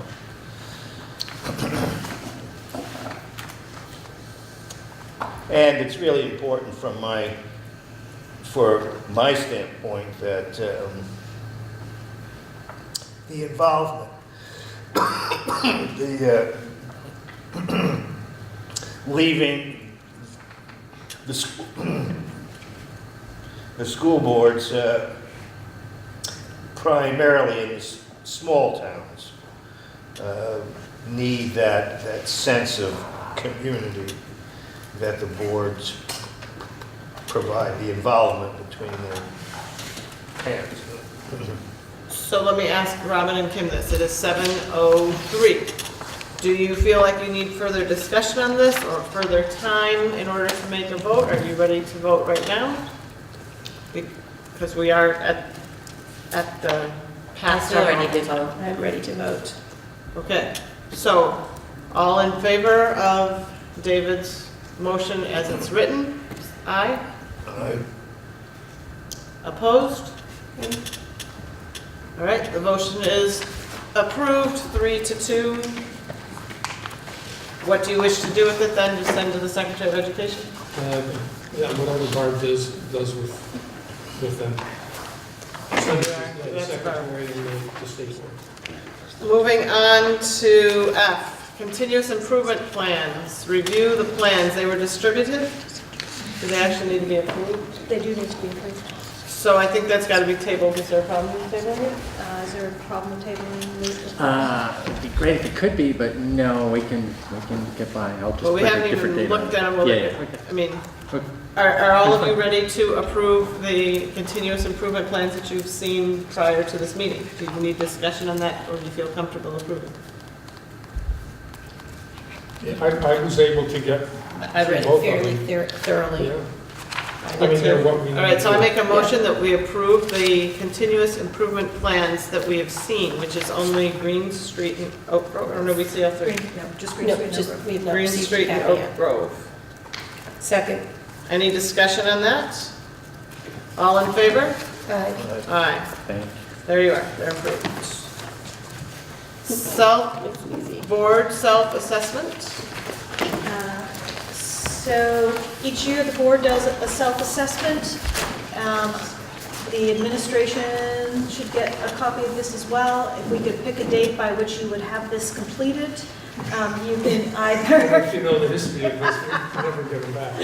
Okay, We should I'm do it gonna right have... now and hand it to you right now. Exactly. Well, Finish I'd this. like to recommend our next So, Yes. May- Okay, they'll be turned in by the next Would you please meeting. please bring extra copies and hand them out at the beginning of the meeting if people have forgotten them and not filled them out. May 16. May 16th. I'm writing it down. The next agenda item is summer retreat measuring our goals. Was that on a topic that we'd already come up with, or was that a I suggestion? thought that we were going to try to look at dates Yeah. for the So what was December. measuring our goals? We had talked, actually, I think that was one of Spoon's questions about, what are our goals and how are we measuring them and how often are we actually coming back here? It seems like that was a question that you had had Yes. for us. Okay, perfect. So we need to set a date, which June, we have 2 meetings already, 6 and 20. Well, I'm here in July. July, the administrators are not. Here. Yes? Correct. So July's out. Last year, August? We did it right before school last year, which it seemed like it wasn't such a good idea, but it didn't seem to. Didn't seem as bad once we got into it. Yeah, it was in August. So, school starts officially for the kids on the 30th. I don't remember when the administrators come back of August. Administrators will be back pretty much the whole month, they'll do If, days. I would like to do early August. So I'm just gonna put out there, I'm not available in August until probably the 22nd. By that time, I'm done. When are you going on vacation? Well, I'll probably be leaving August 20th and probably out for about 4 weeks. And you're gone to the 22nd. I haven't set the dates, but yeah, I can't leave, if we're going to Spain. And I can't leave until at least the 7th or something. So I may be around the 8th, 9th, 10th, 11th. Our administrator's back at that whole time. I'm on vacation that week and maybe doing Okay, so you're I can gone. do college that week. trips with Jack. I don't know yet, so. I think I'm gonna be gone the 13th to the 22nd, so I'm trying to remember. This is what we ran into last year. I think it's why we chose to do it like right before school started. Exactly. Except that now Spoon is not here. I don't know what to I say. think like to the make last it- 5 years, that's when we've done it. Say it The again. last several years, that's, It's been right before school started. yeah. I don't have a solution here. I don't know what the answer is. There's no time in July. Board is all, you guys are all gone, every administrator from the entire month of July? You are around? Hoping to be. Kelly, Mark? I mean, I'll be around in July. So we could possibly do July? End of July, I need to take some time off. So when are you, I'm gonna try to take the beginning of July off. Oh, what was that? I'm gonna try to take the beginning. Beginning of July. what about like July 20th? It's Friday. That works for me. That's like the one weekend of the summer I'm going away. I'm going away for 3 days, the 20th to the 22nd. Sorry, guys. Well, this is how, it's always this way. I'd honestly have to check on that. I couldn't commit tonight to July, just because that's But is usually open for us. So Right. the I get scheduled. the 27th of July or something?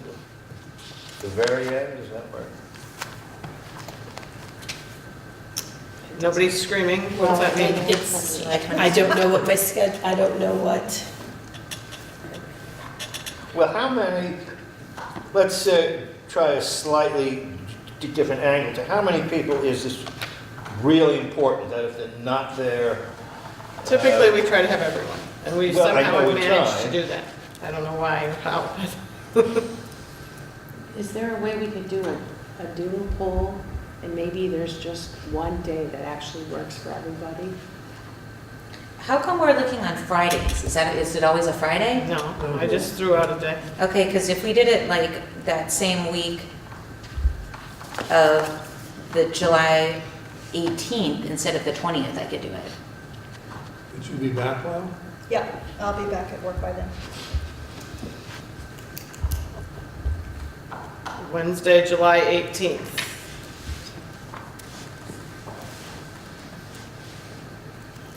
And how long is Just not this? sure right now. Yeah, I don't know for sure because I don't know what, it all depends on about we vacation do this? schedules at work. I don't know who's off and, All right, so we're gonna do this. You know, Everybody are write people down. doing that now, or that oh, happens we scheduled our, we locked them in at the beginning of the year. So, You would know in yeah. advance. Everyone go home and look for July 18th And we'll I talk know about that works for me. and come back and say for the next meeting. And how long are these usually? Usually 3 or 4 hours. Okay, We have, so it's we just, have a meal in between. okay. I couldn't, I I'm not remember it sure was if like we have- longer than a usual meeting. Yeah. It's around, usually around 4, I think. I don't know if we have a whole bunch. bunch. I don't know if we have that much that we have to do. Setting mission goals. It would be great if we could set the work plan Yeah. for the year. I think that's what we did. Okay, can I have any other agenda items for next time? We have Patrick Moreland coming to talk about the West Brattleboro fire station and transfer the property that the school wants to the town. Can that be handled administratively or something? Does that need to be? I assume that the board has. We'd have to vote to transfer property. Yeah, and then I don't know if the select board has to vote to accept it, Except but the license. Yeah. Patrick Moreland's talking with Bob Fisher to make sure he has everything in If order. it turns out that you can bring us a piece of paper, That would be And they great. don't have to. Yeah, just, I mean, I'd just like to be able to sign off. At the same time, I've asked that we hear back on the thing we talked about in September, which was the money that the town has, Yes. whether that can be transferred. I'm also actually selfishly saying maybe we don't let anything happen with this fire department space until we hear back. We don't give them the lantern and hear back from us. You'll get your Till we time, get the money. You can take that back to the select board, it's the Jill idea. All right, I can entertain a motion to adjourn. So moved. Second? Second. All in favor? Aye.